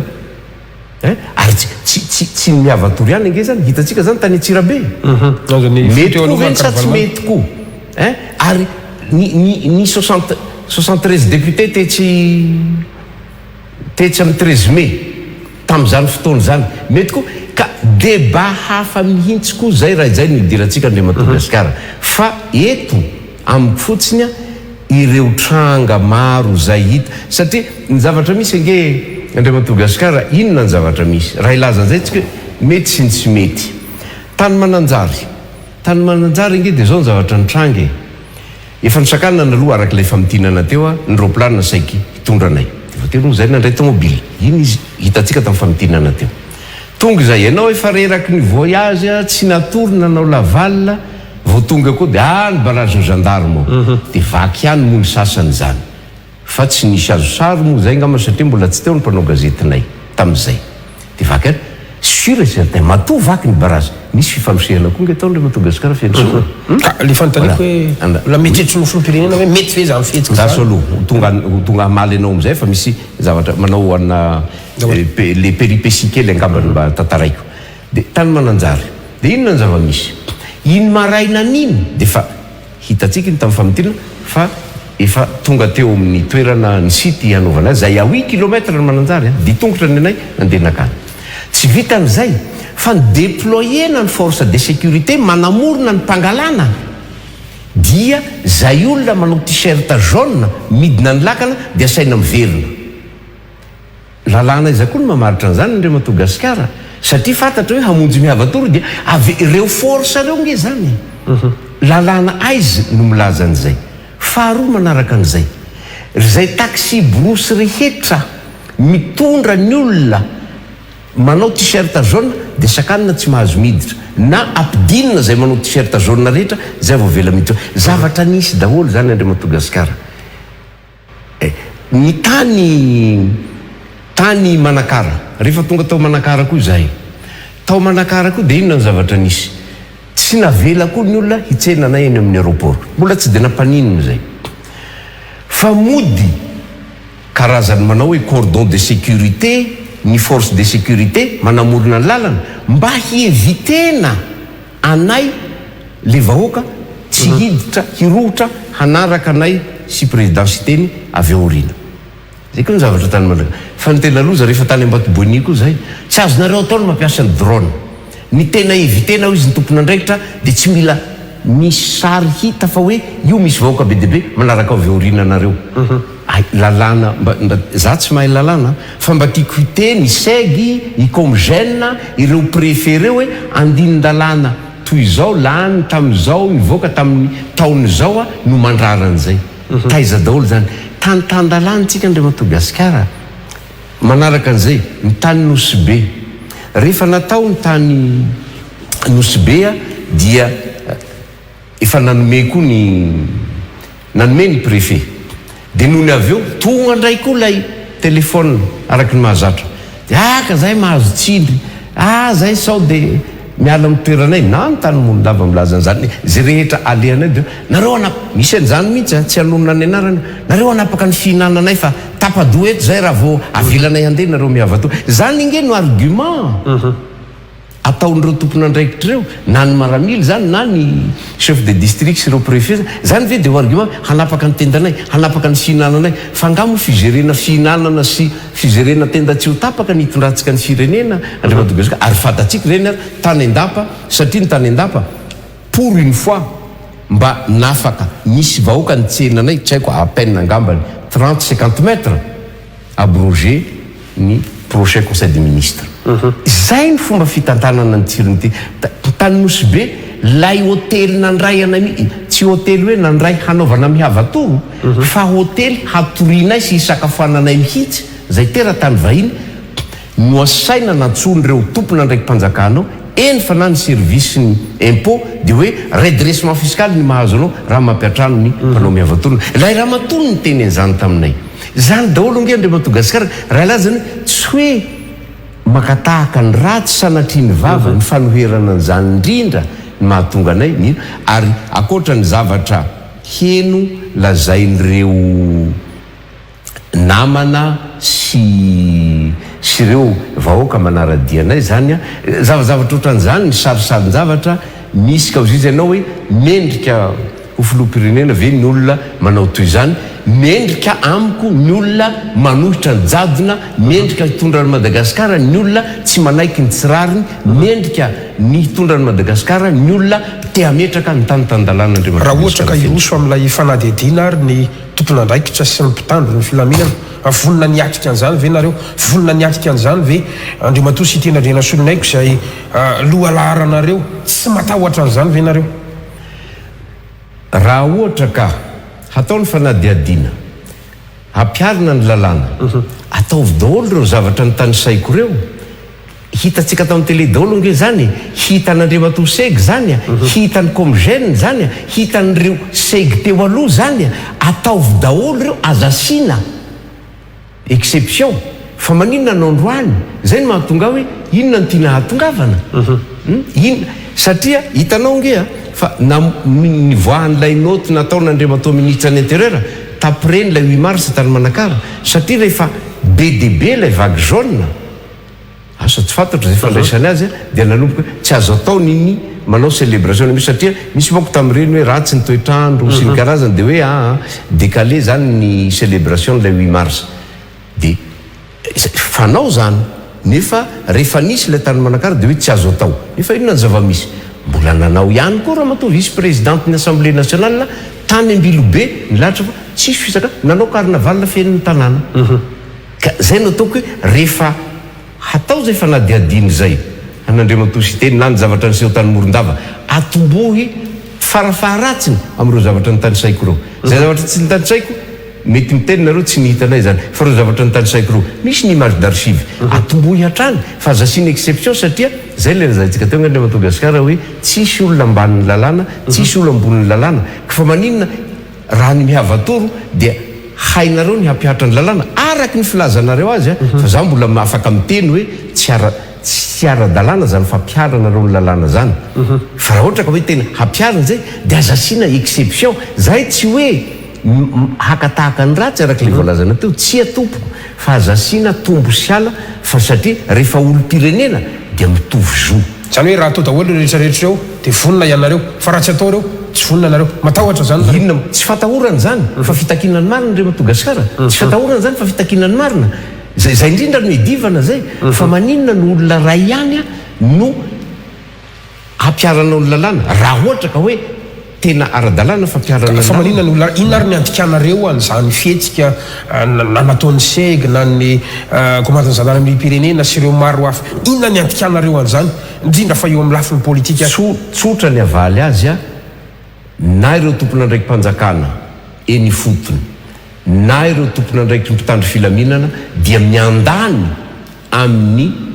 mpitondra fanjakana aza adino fa ireo mpitondra fanjakana ireo ny mpanao politika ohatranay koa misy fotoana izy ireo nge mpanohitra koa dia misy fotoana tonga amin'ny fitondrana ka fampanao politika ihany ireo ka tsy zay tian'ireo zay nge nataoko hoe le hoe terme hoe baiko zay foana moa lazain'ireo mpitandro filaminana sy ny chef de district hoe baiko tsy tokony hiagira amina baiko ry zareo fa miagira amin'ny lalàna velona raha izay Andriamatoa Madagasikara na Andriamatoa Andry Rajoelina androany tadidinao angambany tamin'ny 2018 angamba zay raha tsy diso saika handeha koa izy tsy fantatro na après campagne igny angambany tamin'ny saika hoan'ny mahajanga saika hoan'ny mahajanga dia tsy navelany aingany fiaramanidiny ohatra n'inona moa ny kabary fitarainany tamin'izay fotoana izay mbola manana image d'archive angambanareo mpanao télé torotoro ny fo malahelo voahitsakitsaka ny démocratie sy ny sisa rehetra androany izy hadinony zay fa hoe fanitsakitsahana ny demokrasia nge zany tsy fanajana ny tanytandalàna nge zany fa maninona androany ary ianao indray no mandikan'le lalàna, ianao indray no manitsakitsaka ny demokrasia. Iverenako kely le resakantsika taria amin'ny voalohany hoe maninona nareo ny miala hoe tsy manohana azy tsony. Ahoana moa no hanarahanao dia zany rehetrarehetra zany nge no nampanantenaina fa idivana eto amin'ny firenena Andria Madagasikara nefa izay indray no atao mihoatra noho izay satria eto dia miala tsiny mba mitoraka voninkazo ny Andria Matoera Jonary Mampianina amin'ny hoe fanajana ny demokrasia na dia nisy ny zavatra ohatran'izany fa raha nisy angambany anisany filoham-pirenena taorian'Andria Matoa Felbera dia mba anisany koa angambany Andria Matoera Jonary Mampianina mba miezaka hampiatra an'izany demokrasia zany ary afaka milaza fa mba fa nanao dingantsika amin'izany demokrasia zany satria mba fa nisy fifidianana madio sy mangarahara eny mety tsy tonga lafatra zany fifidianana zany fa mba fahazo lazaina hoe mba fa nanaraka ny fenitra demokratika eran-tany ihany fa androany nefany Andria Matoa Rajoelina hadina mbola miverina ilay dingana mbe fa vitatsika dia miverin-dalana nge tsika zao Andria Matoa Gasikara Fenosoa ka zay zavatra zay tsy azo ekena ka izy anao hoe fa manaiky verinareo tsy ny fanadiadina na tsy fanadiadina no tsy ekenay na ekenay fa ny tsy fanajana ny lalàna ary ny fanao mizana tsindrinila amin'ny olom-pirenena misy eto amin'ny tany tsy farany ara mahakasika an'izay mahakasika ny tanyre filaminana ihany misy tranga anankiray ny tranga tany filara Andria Matoa Gasikara Fenosoa tadidinao angamba nylay afera varira nanontonoana ny anala Andria Matoa be ny tanàna ny Bezata amin'izay fotoana zay inona ny zavanisy tamin'ireny zavanisy tamin'ireny dia izao vao nivoaka la lentina off-corde tao Betioka inona ny resaka navoakany dia hoe ataoko lany ombony Andria Matoa Mera satria mpiompiomby Andria Matoa Mera ary nandray nefa niompiomby ny raza nefa niompi izy mbola miompiomby dia manana omby maromaro izy dia ataoko ny halany an'io ombony Andria Matoa Mera io tsy fantatro ino nanodikany dia nandeha teny ny fotoana lay afera varira zao ny atombohany lay afera varira dia fantatsika fa be dehibe tsy fantatro hatramin'izao eto mbola hoe asa ireo mpitandro filaminao afaka manome fanazavana koa inona moa no tena mahatonga anao satria tsy asako zany fa zao lay afera varira dia very lay zaza dia nisy ny teny hoe nisy nanaotsavy tamin'ny dina be satria mpitandro filaminana moa eo ihany fanampy amin'ny dina be fa ny dina be no tena anisany mitondra ny fandriam-pahalemana raha ny distrika na eo Betioka dia rehefa nanao antsoavy na hazo lava tamin'ny dina be ireo tompokavana dia natao ny fanarahan-dia sy ny fanontaniana ny rasaigny maretraretra dia nisy nahafantatra fa hoe io halatrio nge sy ny tsy fandriam-pahalemana io ary zay ny mampahomby midina Andria Matoa Gasikara dia tsy olona lavitra ny manao azy fa eo an-tanàna ihany dia nisy ny teny tamin'ny Andria Matoa Mera be ny tanàna be zay président dina distrika ao niveau distrika hoe raha ihany nangeno mitondra n'ilay varira fa ahoana ny afantarinao fantatry ny ditongony ditongotra ry ihany ty zany ny fahaizan'ny olona any ambanivohitra mahagaga ve dia ndao izy antsotsika fa ho fitahany izy dia hoe andao avoa ilay varira fa zay mahita client hividy azy mba hazona azy zany dia ny telefony numera no nampiasainy satria tsy nanana crédit ireo tanora ireo zay ny fandraisan'Andria Matoa be ny tanàna tamin'ilay any dia zay ny fahaizanareo dia narahana zay miaraka tamin'ireo mpitandro ny filaminana dia nisy ny altercation nisy ny fampitifirana sy ny karazany mitsoka moa zany reo satria rola izy ny andry an'le varira dia nitsoka ry zareo zany dia tsy tratra fa azo moa zany le zazavarira dia rehefa azo amin'izay le zazavarira dia natolotra ny dina be sy ny ray aman-dreny dia tonga amin'izay le lentina nefa ny dina be no nahatratra andreny dia tonga hoe Andria Matoa Mera mpiray tsy kombakomba amin'le varira fa ity no anina telefonique nalaina tany tsy fantatra na telema na orange amin'ireo société anina na télécommunication reo dia ity ny trace dia zay ny handetehana hoe satria efa nanao vava izy hoe olaniko ny anombony Andria Matoa Mera dia zay no ndesy nitorina tsy vitan'izay fa rehefa niakatra tao amin'ny tribunal notulaire lay natao instruction lay affaire dia inona ny zava-misy ny lehibe ny gendarme tao tulaire koa dia nilaza miantso an'ilay magistrat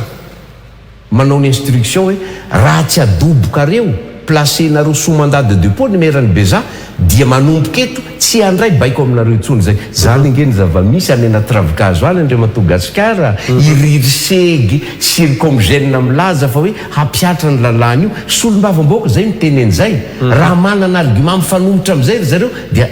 afaka ifanatrika amin'izareo amin'ny plateau afaka ifanatrika amin'izareo manoloana ny vahoaka malagasy zany zavatra misy any anaty ravinahitra any nge fa angamo Andriamatoa Gasikara rehefa manana ny basy sy ny hery ianao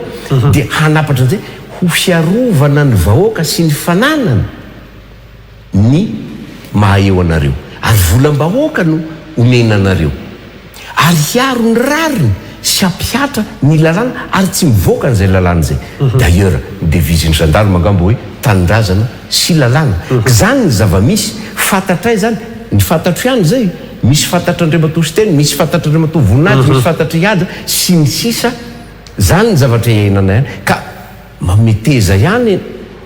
itsika vahoaka malagasy eo amin'ny toeranay ary mety miteny ary anareo nisy an'izao koa monsieur le député nareo mijery an'izao fandara zao ka nisy an'izao koa taty aminay nisy an'izao koa taty aminay ary amin'ireny miavatoa reny dia misy zavatra dénoncé-ny olona ohatran'izany ka sasala amin'izay le ka tsy hoe akory hoe mendrika filoha-pirenena tsy mendrika filoha-pirenena satria midénoncé ny zavatra tsy mety hametraka n'izany tandalàna zany mba hitovisany zanaka malagasy rehetra manoloana ny lalàna na olom-boafidy na tsy olom-boafidy na mpitandro ny filaminana na tompona ndraiky tara-panjakana ny lalàna dia natao ho an'ny rehetra ary mitovy rehefa olom-pirenena raha ohatra ka mijery ny tranga isika tsy anareo miavatory ihany fa araka nambaranao teo vao tamin'ny faran'ny herinandro ny antokotiko Madagasikara ny filoha teo aloha Marakaravalomanina nisatran'izany mandatsatsa maso zany tany Tsirabe sy ny tany Analavoro ny maro samihafa raha ny tranga rehetra zany zay hitanareo ao anatin'ilay paysage politique Andriamatoa Jean-Jacques Rabenirina potika tanteraka ve zany démocratie eto Madagasikara raha ohatra ka miresaka démocratie tsika iza nefa ny tokony hampanjaka an'izany tsy anareo mpanao politika ihany ve Andriamatoa Gasikara Fenosoa potika tanteraka démocratie azo lazainy zany na dia efa nolazaiko teo ara fa tamin'ny fitondrana Andriamatoa Rajaonarimampianina fa nisy avancé itsika fa tena fototra ianareo mpanao politika any satria rehefa tia fanoherana nareo mangataka an'lizy mahazo fahefana nareo vao mamaly faty amin'lizy indray neo ihany neo zany zany mbola tsy nahazo fahefana ka mbola tsy dia ho azonao tsarainao am'izay angambany ny ataoko hoe tompo-pahefana manko dia ny filoha-pirenena zay prime ministre koa angambany fa za mbola tsy prime ministre za mbola tsy filoha-pirenena ohatran'izay koa reo namako reo anisan'izay Andriamatoa Siteny anisan'izay Andriamatoa Voninahitra Andriamatoa Iada Ramatoa Perla sy ireo namana rehetrarehetra reo fa zao potika izy ianao ny démocratie potehina ny démocratie eto Madagasikara satria zao nge araka le razaiko anao teo hoe raha mbola mpanohitra Andriamatoa Rajoelina na tsy teo amin'ny fitondrana angambany na mba tsy ilazana azy hoe mpanohitra raha mbola tsy teo amin'ny fitondrana tamin'ny 2018 ohatrany ahoana mo ranomaso ny sisa tsy latsaka rehefa nitsakana tsy handray ny aeroplanina tany ho an'ny Majunga dia izy ianao hoe nareo mpanao politika ihany no manapotika ny démocratie ny démocratie Andriamatoa Gasikara tsy aferan'olo tokana io ary tsy vitan'olo tokana io ny fitambarany rehetrarehetra hazavaiko raha tena hampiatra raha tena tany démocratika zany dia voalohany aloha tsy maintsy ao ny tany tandalàna na ny état de droit raha tena tany hampiatra ny démocratie zany dia ao ny bonne gouvernance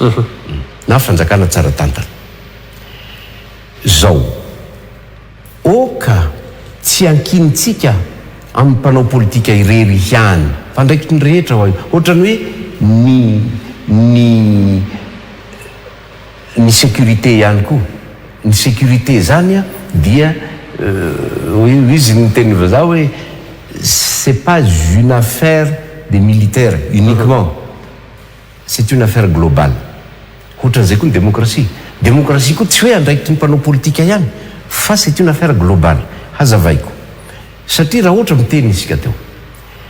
mandeha zahay miavatoa na misy tranga koa teneninao hoe ny président Ravalomanana ihany koa tany Antsirabe sy talohan'izay koa maro koa ny tsakatsaka natao azy mpanao politika raha ny kaprisy ny mpanao politika na zay metimety amin'ny mpanao politika ihany no arahana dia tsisy zany démocratie zany angeny fa tonga sikara mpanao politika no manome baiko andraso ka zay eo indrindra no atongavako andraso aloha zay le hoe tsy itiavako n'le teny hoe baiko fa lalàna fa tsy de mety le hoe baiko satria raha baiko manko nisita metimety amiko nge zay ny baiko omeko hoe raha vao tsy azonareo atao ny famorim-bahoaka etsy amin'ny 67 hectare satria tsy mety amin'ny Jean-Jacques Rabenirina fa inona ny voalazany lalàna zay ny tokony jerena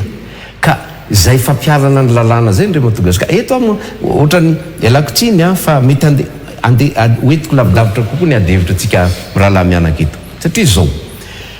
tsy misy andre Madagasikara mpanao politika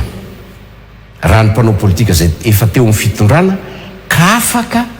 miplacer sous mandat de dépôt mpanao politika zany fa tsy maintsy mipitsara zavatra anankiray zay raha ohatra raisitsika reo mpanao politika na ny tany aloha na ny am'izao gadraina noho ny antony ara-politika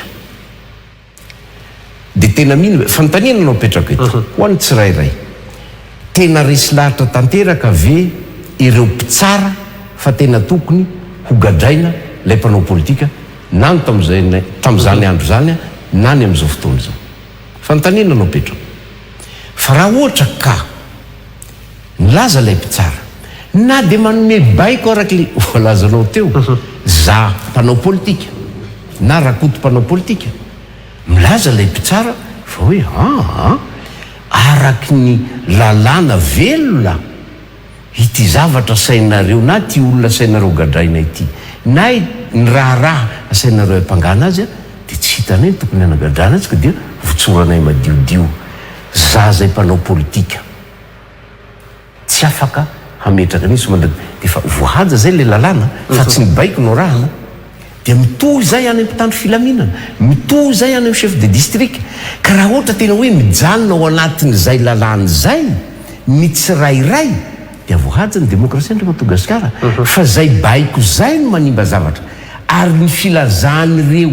tompona andraikitra ara-panjakana araky ny fitandrona ny filaminana hoe mahazo baiko zay no manimba zavatra tokony hilaza izy ireo hoe zao ny lalàna dia sy teny aminay hoe ty ilay lalàna tsy azonareo atao ny manao famorim-bahoaka tsy azonareo atao ny mikato trano na dia mivory ianareo sy ny sisa zay nge ny tokony arangarangany fa tsy hoe baiko fa la baiko ane mety zay metimety amiko hoe araky le lazayntsika teo hoe tany morondava izahay dia fa nanaiky zao lay préfet satria raha ny lalàna no iangany na lay note navoakany ministra na lay texte de loi zay efa misy eto Madagasikara matona nianatra ny lalàna préfet matona naiky izy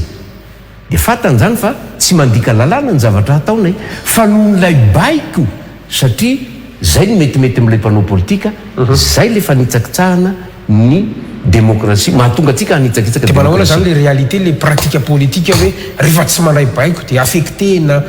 miresaka an'le tompona raiki-panjakana io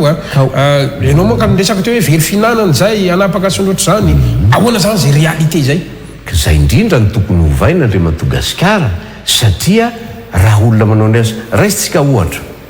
mandeha io ny mandeha ny miavatoro mandeha ny président Ravalomanina na mety mandeha koa ny hafa sy ny sisa dia mety ho tonga koa ny pré-campagne ho tonga ny campagne sy ny sisa fa raha ohatra raisitsika miteny lay tompona andraikitra na mpitandro filaminana io na tompona andraikitra olomboatendry io ara-panjakana na préfet na district raha miteny izy hoe zay ny lalàna zay teten'ireo 119 district ka raha ny 119 district ve mijanona amin'izay lalàna zay eto nilaza nge ny président ny syndicat andry zareo fa hoe tsisy azo sakanana haneho hevitra rehefa ao anatin'ny lalàna azan'izay izy angamba samy mitovy ny sekoly ny anaran'izy ireo ka zay no ataoko hoe tsy tokony miala amin'le lalàna satria le lalàna zay tovisany be sy ny maro ny fampiarana azy ary mampitovy zo ny be sy ny maro raha ampiarina zay ny tokony iangana fa tsy tokony hiala amin'izay lalàna zay ka ho izy ianao hoe verifinana ka raha mbola hatahotra an'izay higerean'ilay confort kely isika tompona andraiky mpanjakana na olomboatendry higerean'ilay araky ny filazandra zareo hoe hanapaka ny fihinanana ka raha mbola zay ny gerentsika dia tsy ho tanteraka ilay demokrasia, tsy ho tanteraka ny tanytandalana. Afaza miafinafina hoe ao anatin'ilay tsy lalàna eo ampiharinareo fa sitrapony mpanao politika tompony fahefana. Tehiteny ve zany ianao hoe manana anjara amin'ny fampiarana ny demokrasia koa, na ny mpitandro ny filaminana, na ny mpitsara, na ny administrateur civil sy ny maro hafa ve zany? Tena manana anjara lehibe izy ireo, tena manana anjara lehibe izy ireo, satria raha tena manao ny asany izy ireo dans le cadre strictement de la loi dia voahaja ny tanytandalana. Satria zao nge azadiny fa ny administration ao anatin'izay administration zay na ny fonctionnaire civil na ny fonctionnaire militaire, ny administration de manana obligation de réserve et de neutralité. Lalàna koa zay, zany hoe tsy miandany amin'ny atsy, tsy miandany amin'ny roa, fa ny lalàna. Fa eo manko le baiko tsy mety amiko lay baiko, satria lay baiko maiko dia ohatrany hoe zay metimety amiko raha ohatra za zany no mpanao politika koa tsy tiako ho any Manakara zareo na tsy tiako ho any Meritsatomska dia sakano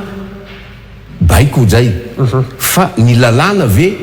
mandrara sa tsy mandrara an'izay, ka raha lalàna no mpiarina dia manaiky izahay, dia satria raha lalàna no mpiarina rehefa milaza ry zareo hoe ny lalàna dia tsy mamela hisy hanao fivoriana politika ankialamanjana dia voarara daholo ny rehetrany dia tsy maninona ekeny zay. Fa rehefa autoriseny lalàna koa izy hoe afaka manao koa ny rehetra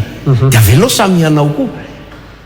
Fa izay no ataoko hoe misy fiandanina hoe misy ny avela, misy ny tsy avela, misy ny sakanana, misy ny tsy sakanana. Ka hoy izy ny fanontaniana tao hoe manana andraikitra ve reo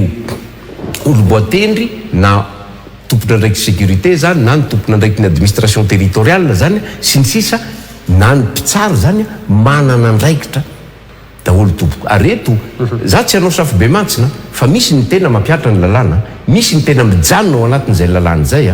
ary misy ara milaza hoe niantso ateo ministre Rayane na député Rayane vice président Rayane fa tsy noraisiko satria ny lalàna no mpiariko fa fantatro fa baiko ny tia nomena. Tena misy kosa zany fa tsy hoe hanao safo be mantsina ohatra niresaka anao tamin'ilay fitsarana teo lay tranga tany Tuilara isorako nyreo mpitsara tao Tuilara fa rehefa natao ny nandalo ny audience, nandalo fitsarana lay be ny tanàna noho tsy fisiany pirofo dia afaka madiodio. Ka raha izay no ampiarina samy mampiatra zay lalàna zay ny tsirairay dia voaja ny tanytandalana, voaja ny demokrasia ndreo Madagasikara. Fa raha mbola misy fiandanina noho ny ataoko hoe sitrapona mpanao politika dia tsy voaja ny lalàna, satria zay mpanao politika araka le voalazanao nge raha ny zava-misy hatram'izao ny rapitso mbola ho hitatsika, fa raha ny zava-misy hatram'izao exemple niraisitsika teo ngarajoelona rehefa tsy ao amin'ny fitondrana izy dia fantany hoe tsy rariny zao tsy fanajana ny demokrasia zay nefa na rehefa ao amin'ny fitondrana izy dia adininy zay. Raha itentsika mifanositosika teo iverenako kely ihany mitetsy amin'ny 13 mai nge fantatsika zany tamin'ny 73 député nisy ve zany sa tsy nisy mifanosea nisy zany fa taiza le fanady adina sa le lalàna ve vao nanomboka tamin'ny 11 juin teo ary ty raha ny zavatra heninay tsy gendarme akory nge lay voatosika fa polisy fa satria fa nanao n'iny déclaration iny ny segy nanao n'iny koa ny comme gène dia niterena ny commandant ny groupement tao Morondava hampanao plainte les gendarmes zay anisany teo fa le polisy araky ny renseignement fa zay raha marina ny renseignement tonga aty aminay fa le polisy tsy nanao fa le gendarme no nasaina manao. Ary ny zavatra mampiomehy dia zao ndre Madagasikara lazay na hony fa nahazo incapacité de travail pendant 10 jours lay gendarme. Le 11 lay zavatra niseho aty am'le 15 izy voamena an'le incapacité de travail satria karaha olona tokony teony hoeo nge zany incapacité de travail zany no azony ary ny certificat médical nandala dokotera fa hoe tsisy ninoninona fa dia araky le fatatsika moa dia nandehany raha matahora sy ny sisa mba hamoahana an'izany rehetrarehetra zany. Ka zay nataoko fa maninona no atao sarisaryn-javatra ohatran'izany ny fitantanana ny firenetsika fa le lalàna ihany satria ianareo reo nge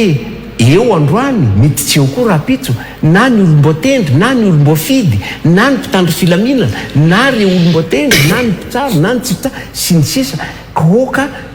rehefa mba mipetraka ny lalàna ohatra fotiny zao jerentsika ny zavatra misy any am'ireo firenena mandroso mitovy ny rehetra eo anolohan'ny lalàna na filoham-pirenena teo aloha na filoham-pirenena exercice na ministra rehefa hitany fitsarana hoe ty misy zavatra tsy mety a dia mandalo fitsarana dia ny fitsarana no manaporofo hoe meloka sa tsy meloka izy fa tsy ny mpanao politika no miteny hoe raha ihany no sambory raha ihany no mirony dossier na raha ihany no hararoty fa nisy an'izao tsy zay ny tokony fandeha amin'ny fitsarana ka dia zay ngamba no azoko avaly n'lay mazavatsara teo amaranako anazy a mandehibe ny fotoantsika na zanatrany izy anefa ianao ihany milaza hoe io zany ny filoham-pirenena misy fotoana ianao tsy eo amin'ny fitondrana sy ny sala am'izany a ty fandarantsika ty andriamatoa zaka raha-pendrina dia voatahiry ary azo averina any amin'ny taona maromaro any sahalan'ny amirenan'ny olona ny fanambarana nataon'ny mpanao politika izay mahazo fahefana moa am'izao fotoana zao mpanao gazety sy mpanao famakafakana tamin'ny fotoan'androny a andriamatoa zao zaka raha-benirina afaka manome toky eto ary ve ianao raha ohatra ka mety mba hazo fahefananareo ndra iandro any fa tsy amerina n'izao zavatra iainanareo zao satria ny tantara ho any jerentsika matetika zay foana ny atao mpanao politika rehefa mahazo fahefana dia manadina no le fahefana mivangongo loatra ohatrainy sy ao andohany ao a afaka manome toky eto ve ianao fa tsy amerina an'izany raha mahazo fahefananareo tena ampiatra marina ny atao hoe séparation de pouvoir na ny fisara-pahefana eto Madagasikara eto andriamatoa gasikara fenosoa misy oam-pitenenana malagasy izay mifony fahendrena milaza hoe nitoky fitaka fa ny atao rohita dia mialatsiny a raha tsy hoe antokoko le izy a dia zay ihany angamba no mba nalainay aviko hoe asa vita ifampitsarana ary nitoky andriamatoa gasikara dia toky ohatra ny toky rehetra fa ny atao no hita satria ary izao rehefa mandeha zay manao mihavatoro dia misy miteny mon'ny olona hoe mangataka anao zay andriamatoa sy tena rasolaiko hirotsaka sy ny sisa dia minonga am'ireny dia misy koa ny sasany miteny hoe fa andriamatoa sy tena rasolaiko omenao toky ve zahay fa tsy anao no nataony rajoelona koa ianao satria nanome tokynay nge rajoelona kanefa io no nataony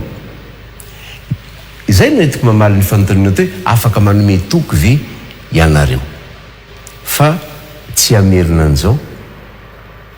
za aloha tsy manana ambition lataka filoham-pirenena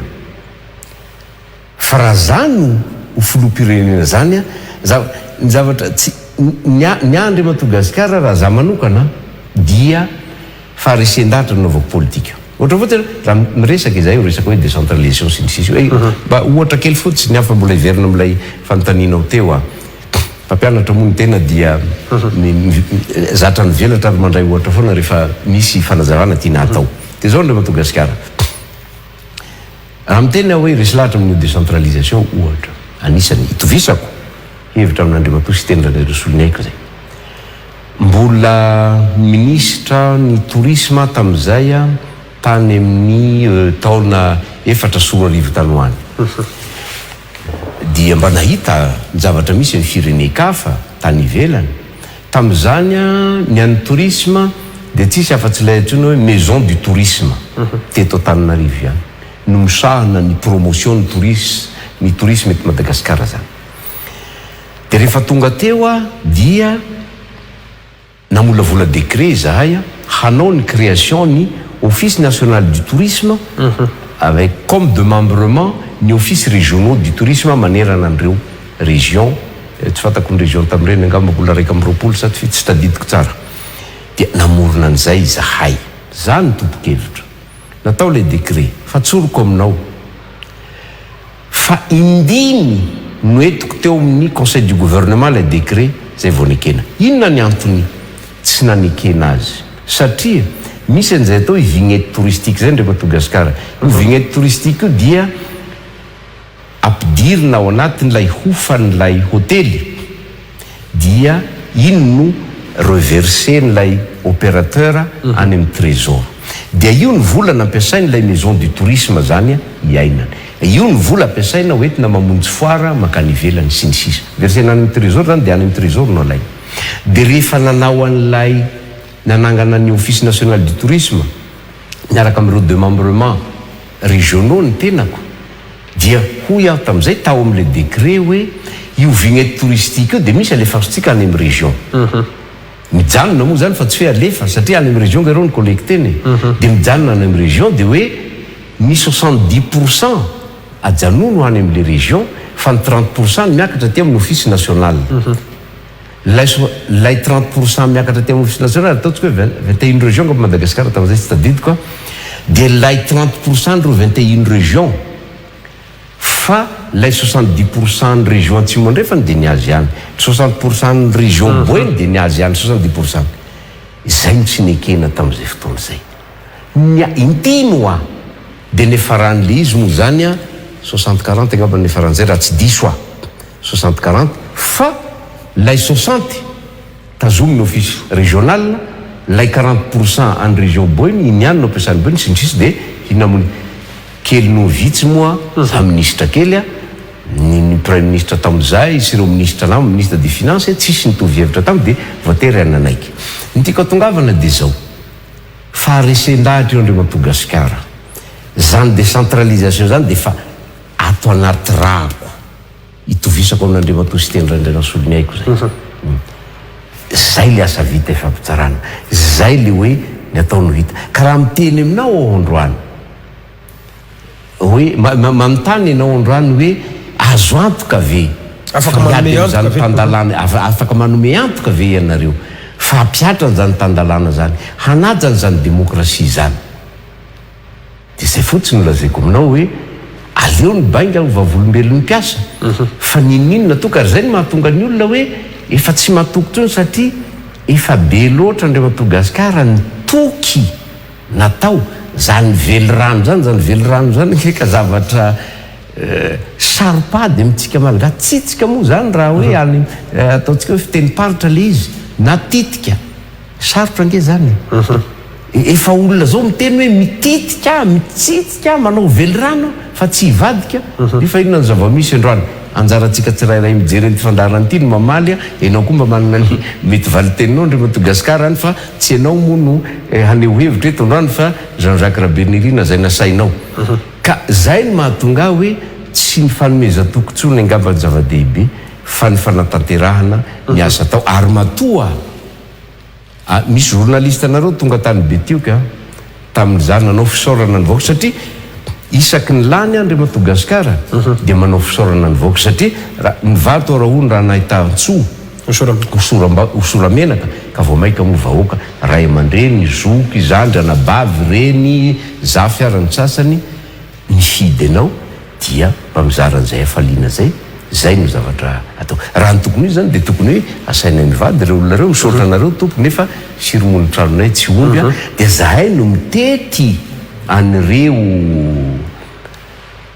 tanàna commune telopolo ny any Betioka misy famonon'omby misy fiaraha-misakafo koa ny be sy ny maro tsy akanavaka dia nisy journaliste anareo tonga tany dia naheno amizay dia gaga miarahaba izy ny apitson'iny rehefa avy ny fampikasokasoka tamin'ny vahoaka zay efa vita ny tao beza zany tamin'io dia ho an'ny Betioka koa izahay satria reo commune telopolo dia anaovako an'izay daholo dia zay manao ianao baba tsy mavandy mantsy anahy dia izy taiza nafatara ataoko elamo izy zany hoe ohatrany hoe zanako taiza ao nafatara laza ak zany izy ny anaranao aty zay ny tiako koa nampofonanao matoa zay ataon'ny olona anarako Andriamatoa Gasikara dia angamba tsy namitaka an'ireo vahoaka reo tsy nandainga tamin'ireo vahoaka reo fa indrindra ny tsy mampandainga dia zao raha misy zavatra folo angatahany olona aminao satria zay député nge no angatahany io ohatrany hoe zahay mpanao lalana mpanao sekoly mpanamboatra hôpitaly sy ny sisa ny ambulance sy ny sisa zay zavatra ho vitanao no mpanantenao ary hazavao ny vahoaka fa tsy asako zay fa ity kosa mety misy zavatra hoe mba vitanao satria zay mba misy an'le CLD zay mba ho vitanay sy ady moa ny antsona azy amizao zay mba ho vitanay miny dia mpanantenako vitako ary rehefa ataoko hoe vitaina dia vita ny anarany fa zay tsy ho vitako dia mitsotra hoe tsy ho vitako, tsy ho vita raha mangataka zavatra folo le olona ka efatra no vitako dia miteny hoe efatra reny ho vitako re olona fa ty enina ty tsy ho vitako. Vitako iny. Fa raha ohatra ianao mangataka zavatra folo le olona mahavita valo ianao nefa ianao nampanantena folo amboariko daholo io dia mbola tsy nahavita ianao satria mbola misy rota vela sanatriany vava dia mbola mpandainga na tsy mpanatanteraka ny teny nomenao ianao zay. Ka zay no ataoko hoe ny marina no lazaina ny vahoaka aza asiana fiatsaram-belatsia na hoe te hahazo bravo fotsiny ianao a dia hoerahoera zay araka le famitinana teo leo makety ny olona, leo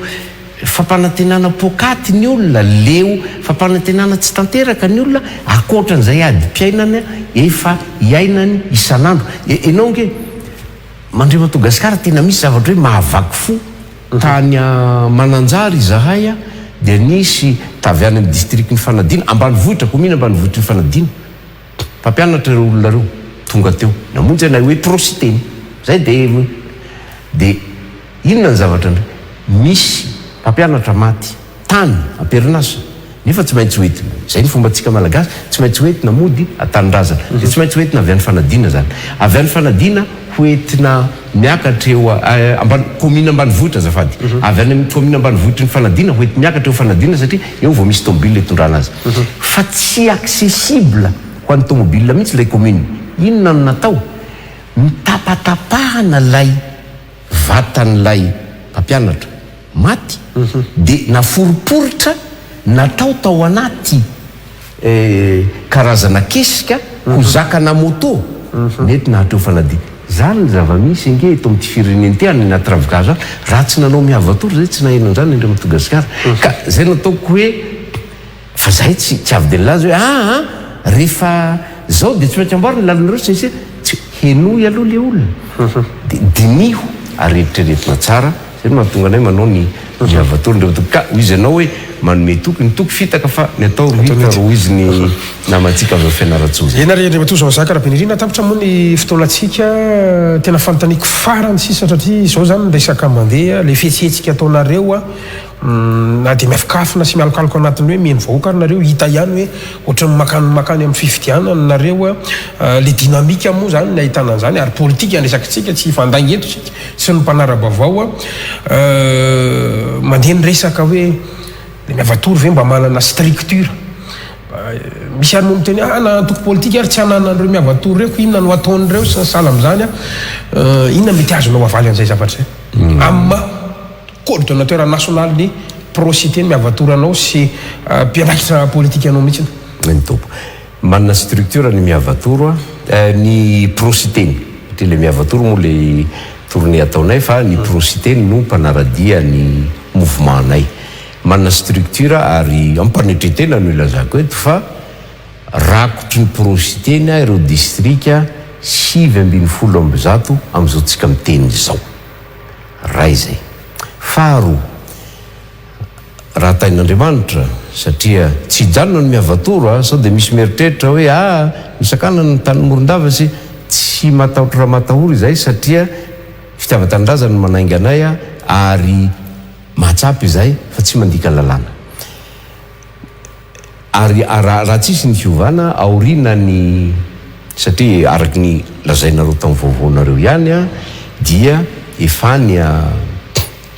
Paris Andriamatoa sy teny randrarosonayko amin'izao fotoana zao hanao ny miavatoro any Paris satria hinona ihany koa reo mpiray-tandraza mety misy milaza inona nataonareo any Paris amin'ny miavatoro olona tsy malagasy koa reo ary azadiny fa efa amanetsy ny malagasy mbila ravinahitra any ivelany ary misy amin'izy ireo te hody fa nefa no zava-misy eto amin'ny firenena dia tsy afaka mody izy ireo ka manana structure izy ianao manana structure ny miavatoro ary raha tsy misy ny fiovana izy ateo dia any atsasatsasaky ny volana Jolay ho avy io dia anao congrès nationaly eto Antananarivo ny miavatoro prositeny atao eto Antananarivo dia hisy solotena isaky ny distrika roa na telo angamba isaky ny distrika satria mety akana commune vitsivitsy dia misy solotena isaky ny faritra 5 na 9 koa isaky ny faritra isaky ny faritany ihany koa ho tonga eto Antananarivo mety olona Amanarivony eo no eritreretina satria zay no zaka ny oety manana ihany koa sy ny efitrano satria tsy maintsy atao anaty efitrano satria na angataka ny gymnase zay satria no mba mahazaka fantatray fa tsy omena anay io fa de hoe hitady efitrano zay ka mino sy mananteny zay fa tsisy fanakatsakanana koa am'izay na hanao raha matahora koa atao am'ilay tompotrano zay mety handray anay am'izay fotoana zay tsy ho sakatsakanana koa reo fiara hitatitra an'ireo mpiraitanindrazan'ireo am'izay fotoana zay ka ny ilazako an'izay ndra Madagasikara dia manana structure ny prositeny am'izao tsika miteny zao satria ny prositeny ange dia plateforme zay afaka miditra daholo na antoko politika na fikambanana na personnalité fotsiny izy no tonga ao na nizaniza dia tsy manavaka zany fa rehefa resy lahatra am'ilay tsangakevitra zay voizinay dia afaka miditra ary manaiky an'ilay lamina ho hitondrana n'izay miavatoro zay dia raisina tanandroa ny fidirana ao miavatoro fa manana ny structure ny miavatoro manerana ny Madagasikara androany itsika miresaka io izy anao mahay anazy zay ndra Madagasikara candidat filoham-pirenena ve Andriamatoa sy teny Andriana Sonineko efa vahininao teto izy Andriamatoa Madagasikara feno soa efa nisy angamba valiteny nomeny mikasika an'izay ka za tsy de tiako moa ny misalovana efa nanontany mahakasika ny Andriamatoa Ratsirahona zay filohan'ny mpanorona ny antokoko ianao teo fa tsy de amiko manaja an'izay rafitra izay aho ary manaja an'ireo na de misy zavatra fantatro fa mba ho fifanajana sy fanajana ny lamina mipetraka fa indrindraindrindra koa mbola tsy nivoaka ne na ny datim-pifidianany dia ahoana moa no ilazantsika sady hoe ranona candidat na ranona tsy ho candidat fa ampitaiko amin'ny hafatrao dia mety olazay koa izy hoe mba hanasanao koa Andriamatoa Madagasikara hametraka fanontaniana aminao hamaly an'izay fanontaniana zay fa za tsy afaka hipetraka amin'ny toerana Andriamatoa sy teny na dia betsaka ny zavatra hitovisanay amin'ny rahalahy fomba fijery amin'ny lafiny politika asa farany inona ny havalinareo ny amin'ny hoe goakantitra politika raha tsy resaka Razanzaka Rabenirina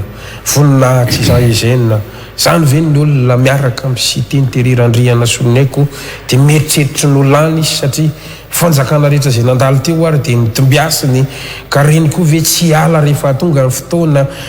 inona mety havalinao am'izay sy ny fanazavana hoentinao mahakasika an'izay satria raha na dia ilay fikarohana mombamomba anao fotsiny ary dia nahitako hoe fa tamin'ny androny Ravalomanana ianao tamin'ny teteza mita tamin'ny androny Rajaonarimampianina io ndray zany zao miketriketrika miavatoro Andriamatoa Razanzaka Rabenirina amaranantsika azy topoka nisy vahinao teto Andriamatoa Madagasikara zay rahalahy hajaina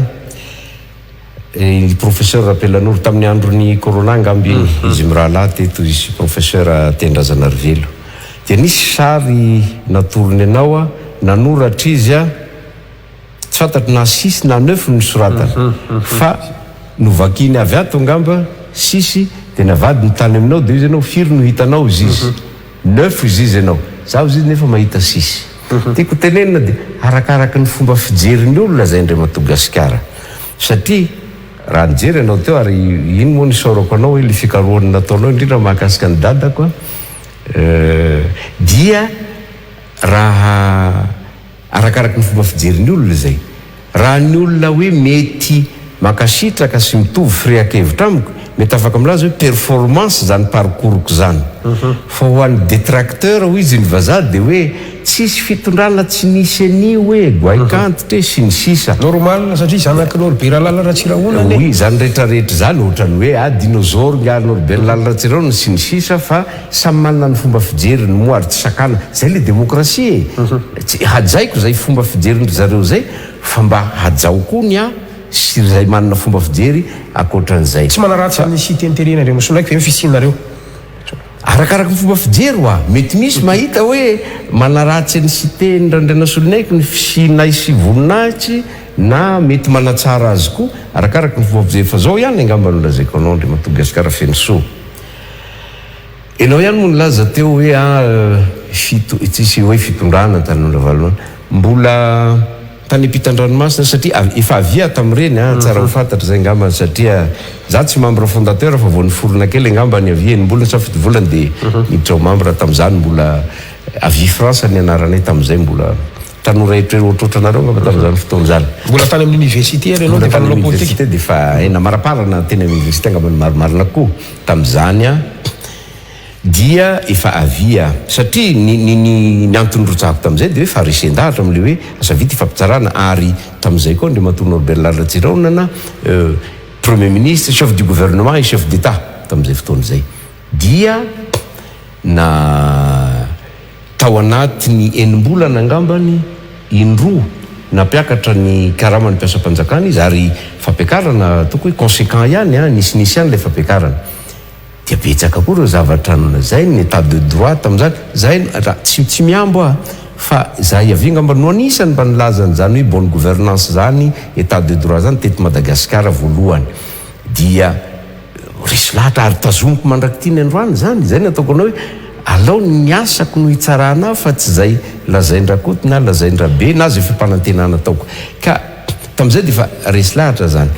dia mbola tany tamin'izay efa niasa tamin'izany dia tonga moa ny 2001-2002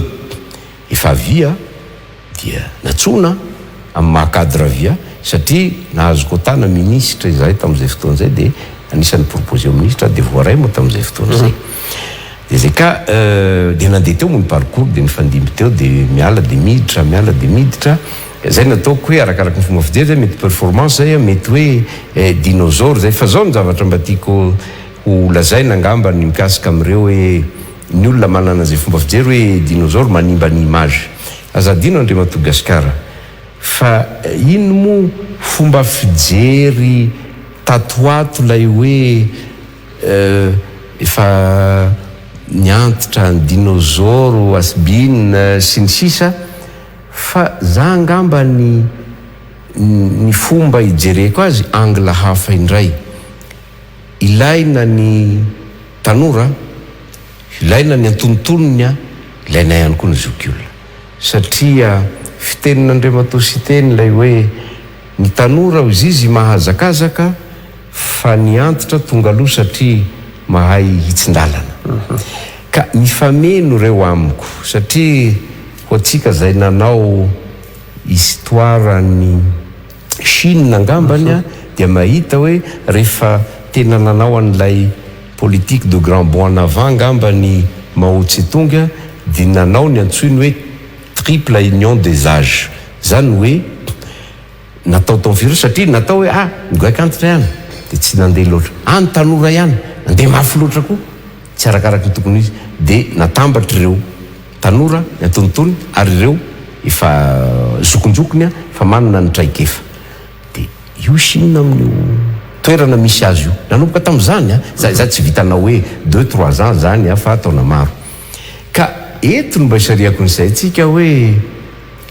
expérience zany Andriamantoa Gasikara fandraisako azy ary zany Andriamantoa voninahitra zay jeune zany mba tsy sao dia ilaza ny olo hoe niay ihany no lazaiko ipiry zany nampidirina any amponja fitakinany marina fitiava-tanindrazana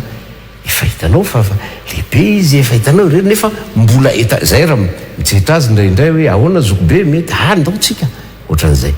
mbola fitiava-tanindrazana zany ary raha miteny izy io tena hoe mba te hametraka zavatra amin'ity fireneny ity ka amiko ve dia ho fahadisolony zay ary ny eto amintsika nge no lasa ohatrany hoe omentsika sens péjoratif lay hoe olona hoe efa misimisy taona na efa lehibebe manao politique zany fa jerevotsika mialatsiny fa ohatra anao ndraisako azy eto fa tsy lay olombelona États-Unis firenena zay anisan'ny sangana ny fandrosoana efa nanika ny 20 taona nge ny filoham-pirenenany ary efa 70 taona mahery izy no nirotsaka ho fidiana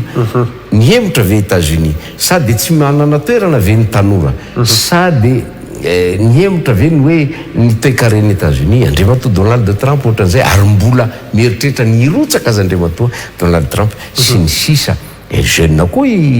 inga Macron en France sy ny sisa ka amiko toetsainy io Andriamatogasikara fa tsy resaka taona io fa na tanora ianao rehefa ho tsara mitsangakevitra hoentinao amin'ny faharesendahatra dia tsara ianao fa rehefa ho ratsy ny toetsainao hoentinao dia zay ohatra fotsiny zao raisitsika hoe ny tompokolatsiranana zay filoha-pirenena teto angamba reo zokonjokona za dia zanaky ny première république fa mbola tsy dia hoe tena hoe arisaina tsara moa ianao tamin'izany a satria ny dadanay dia mera PSD tamin'izany a dia raha misy angamba raha ny zava-misy fotsiny ny ainana no jerena ataoko fa za tsy niteny hoe paradisa nisy vahininao teto amin'ity plateau ty laza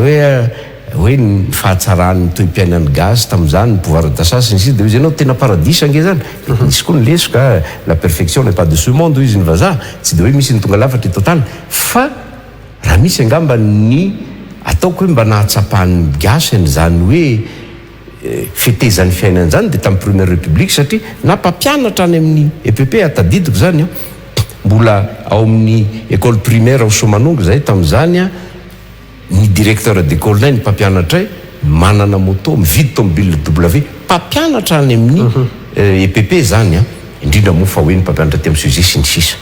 nefa aiza ho aiza tsika amin'izao fotoana zao na ny fonctionnaire ny gendarme sy ny any tena hoe ampy hivelomana tsara ny toe-piainatra amin'izany nefany atao matoa izy ataontsika hoe dadabe tsy rana efa zokonjokony daholo ny mpitondra ny PSD tamin'izany oharitsika amin'ny tanora amin'izao ary mitondra aiza ho aiza ny misy atsika ka tsy hoe tanora izy dia tsy mahavita na hoe zokony reto dia nahavita fa resaka toe-tsaina sy faharesendahatra io Andriamatogasikara ka amiko io angambany tsy dia hoe raha teniny olona hoe ry Voninahitra ry Jean-Jacques tsy azo sakanana izy amin'izay fomba fieritreretany fa amiko angambany a mety arakaraky ny arak'ilay exemple nomeny professeur Rapellanoro anao arakaraky ny angle jerenao azy io mety tombony ho an'Andriamatoa sy teny ny fisinay raha manana an'izay fomba fijery zay ianao fa raha tsy manana an'izay fomba fijery zay ianao dia mety miteny koa ianao hoe mety ho lesoka ho an'Andriamatoa sy teny zavatra zay fa za dia resy lahatra fa tombony ho anay ao amin'ny pro sy teny ny manana an'ireo zoky olona zoky ray aman-dreny anisan'izany Andriamatoa Voninahitry Jean Eugène anisan'izany ry Vaovao Benjamin ry zoky bebe Tina Brino sy ny sisa ao anatiny prositeny raha tsy laza afa-jay akoatran'ireo zay mbola fantatritsika mendalana ihany enery mankasirika anao Andriamatoa Jean-Jacques Rabendrina nanaiky nasain'ny fandarana tamin'ity ality ary ankasako manokana ianao satria raha matadidy zany a dia mety tany amin'ny enina ambe folo sy roa arivo tany ianao no niakatra plateau farany aminatina adevitra politika amina fahitalavitra sahala amitony ohatry nanao déchéance angamba nareo tamin'ireny fotoana ireny engany mba tsy ho diso fitadidiko a nanaiky ianao ary anisan'ny nisafidinao ihany koa zany ny fanekenan'ny fanasana zany eto amin'ny fahitalavitra Real TV ka dia mankasitraka indrindra tompoko raha misy afatra farany ankasitraka anao ihany koa Andriamatogasikara tsy diso ny fitadidinao ary tena hita fa sady tsy vitany hoe mpanao gazety ihany ianao marabaovao mazava azy fa ny fahatadidinao n'ireo daty ireo no mampiaiky hafa dia mampitoraka voninkazo anao fa misaotra indrindra amin'ilay fitadidina sy ny mémoire anananao amin'izay lafin'izay Andriamatogasikara maromaro ny tahaka anao fa indrindra koa hoe milafo nefa nekenareo ny fahafahana maneho hevitra maro lafy eto amin'ny plateaunao na pomba na tsy pomba na ny eo fovoany sy ny sisa zay no ilaina arak'ilay resaka nataontsika teo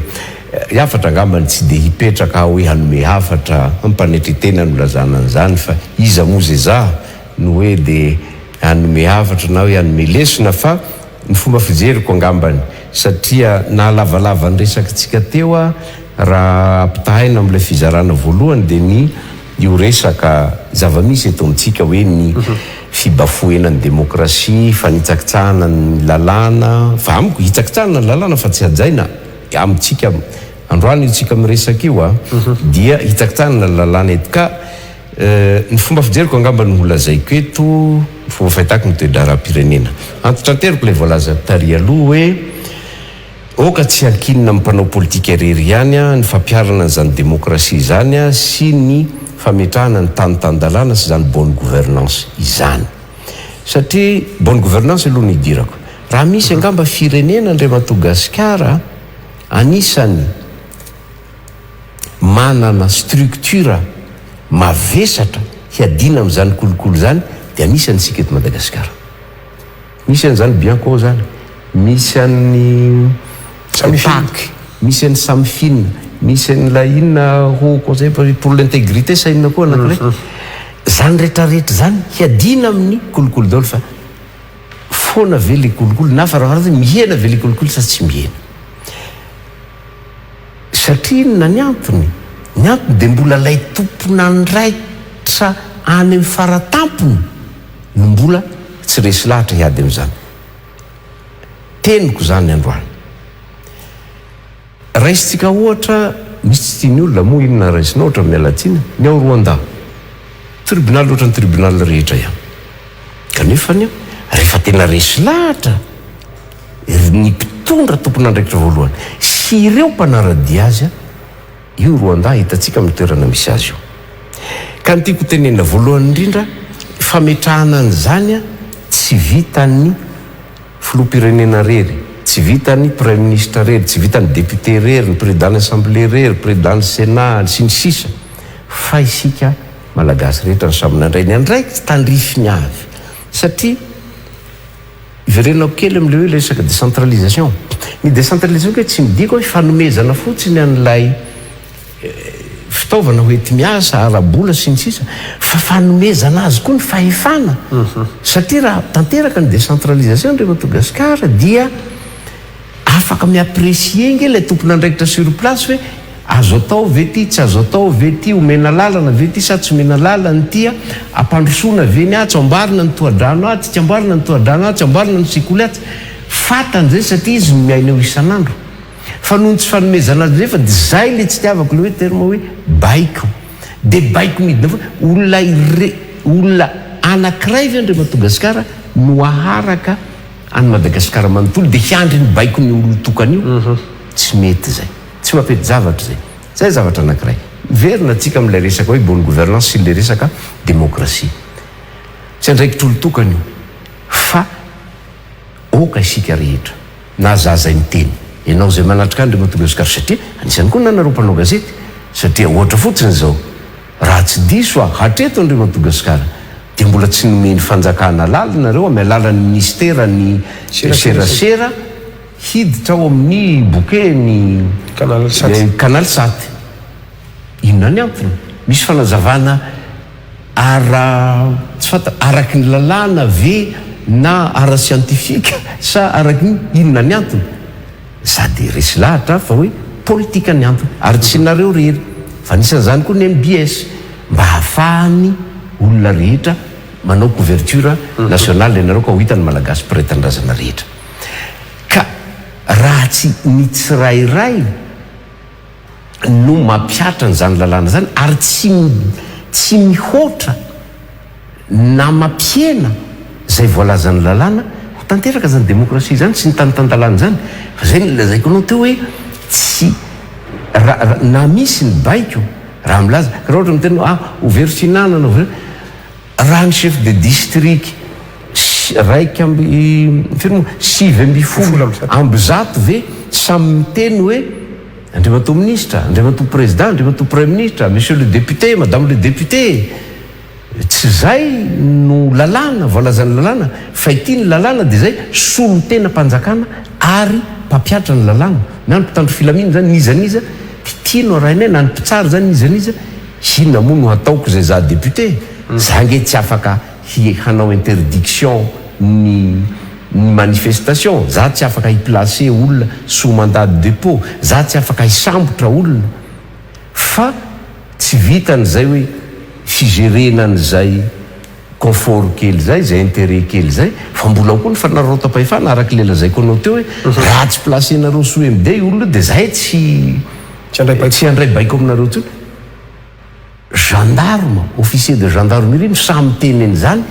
amina mpitsara nefa izy amy lehibe ny gendarme am'izay lafiny hoe fitsarany zay dia ireo mpitsara reo nge efa insubordination nge zany aiza lay tanitandalana ka zay nataoko hoe ka tsy hisy fiandray olo-pirenena ry zareo mety misy hoe tiano azo azoko tiany tsy azo azoko fa eo ampanatanterahana ny asany izy dia tokony miala amin'izay mety firian-kevitra politika ananan'izay fa tsy maintsy mijanona ao anatin'ilay lalàna ka raha izay no ataony rehetrarehetra izay no ataony tsirairay tompona andraikitra manomboka hatraty amin'ny faratampona ka hatrany za tsy teny hoe farahidina hatrany mifototra dia ho tanteraka zany demokrasia sy an'izany ka zay no ataoko hoe zanao averiko ilay fanontanianao moa hoe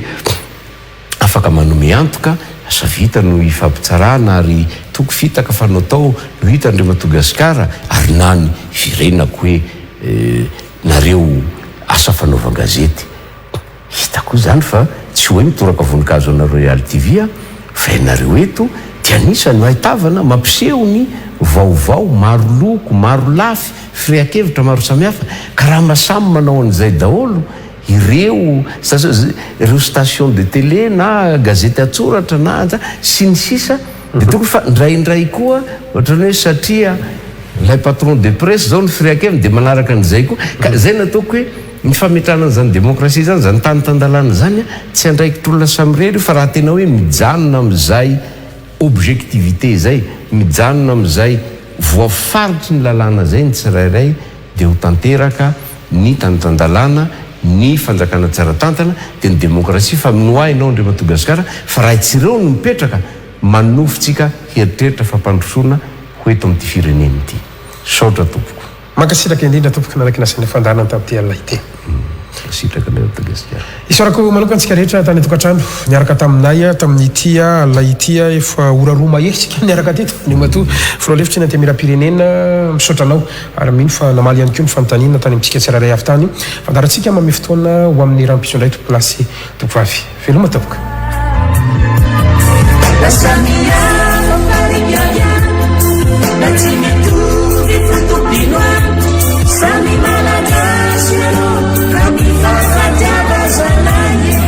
Kasih baba, kasih nini, mitumbira,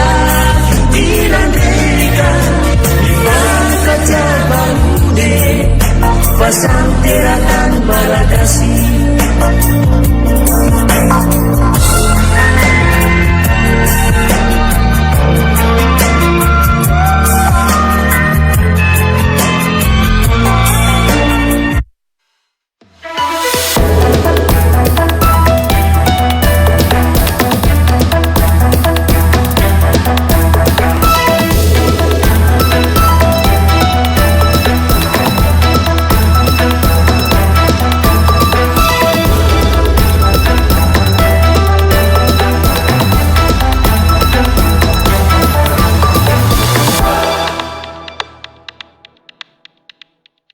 Mateza Tol manolotra anao ireo amin'ny fanorenana maharitra sy mateza amin'ny vidiny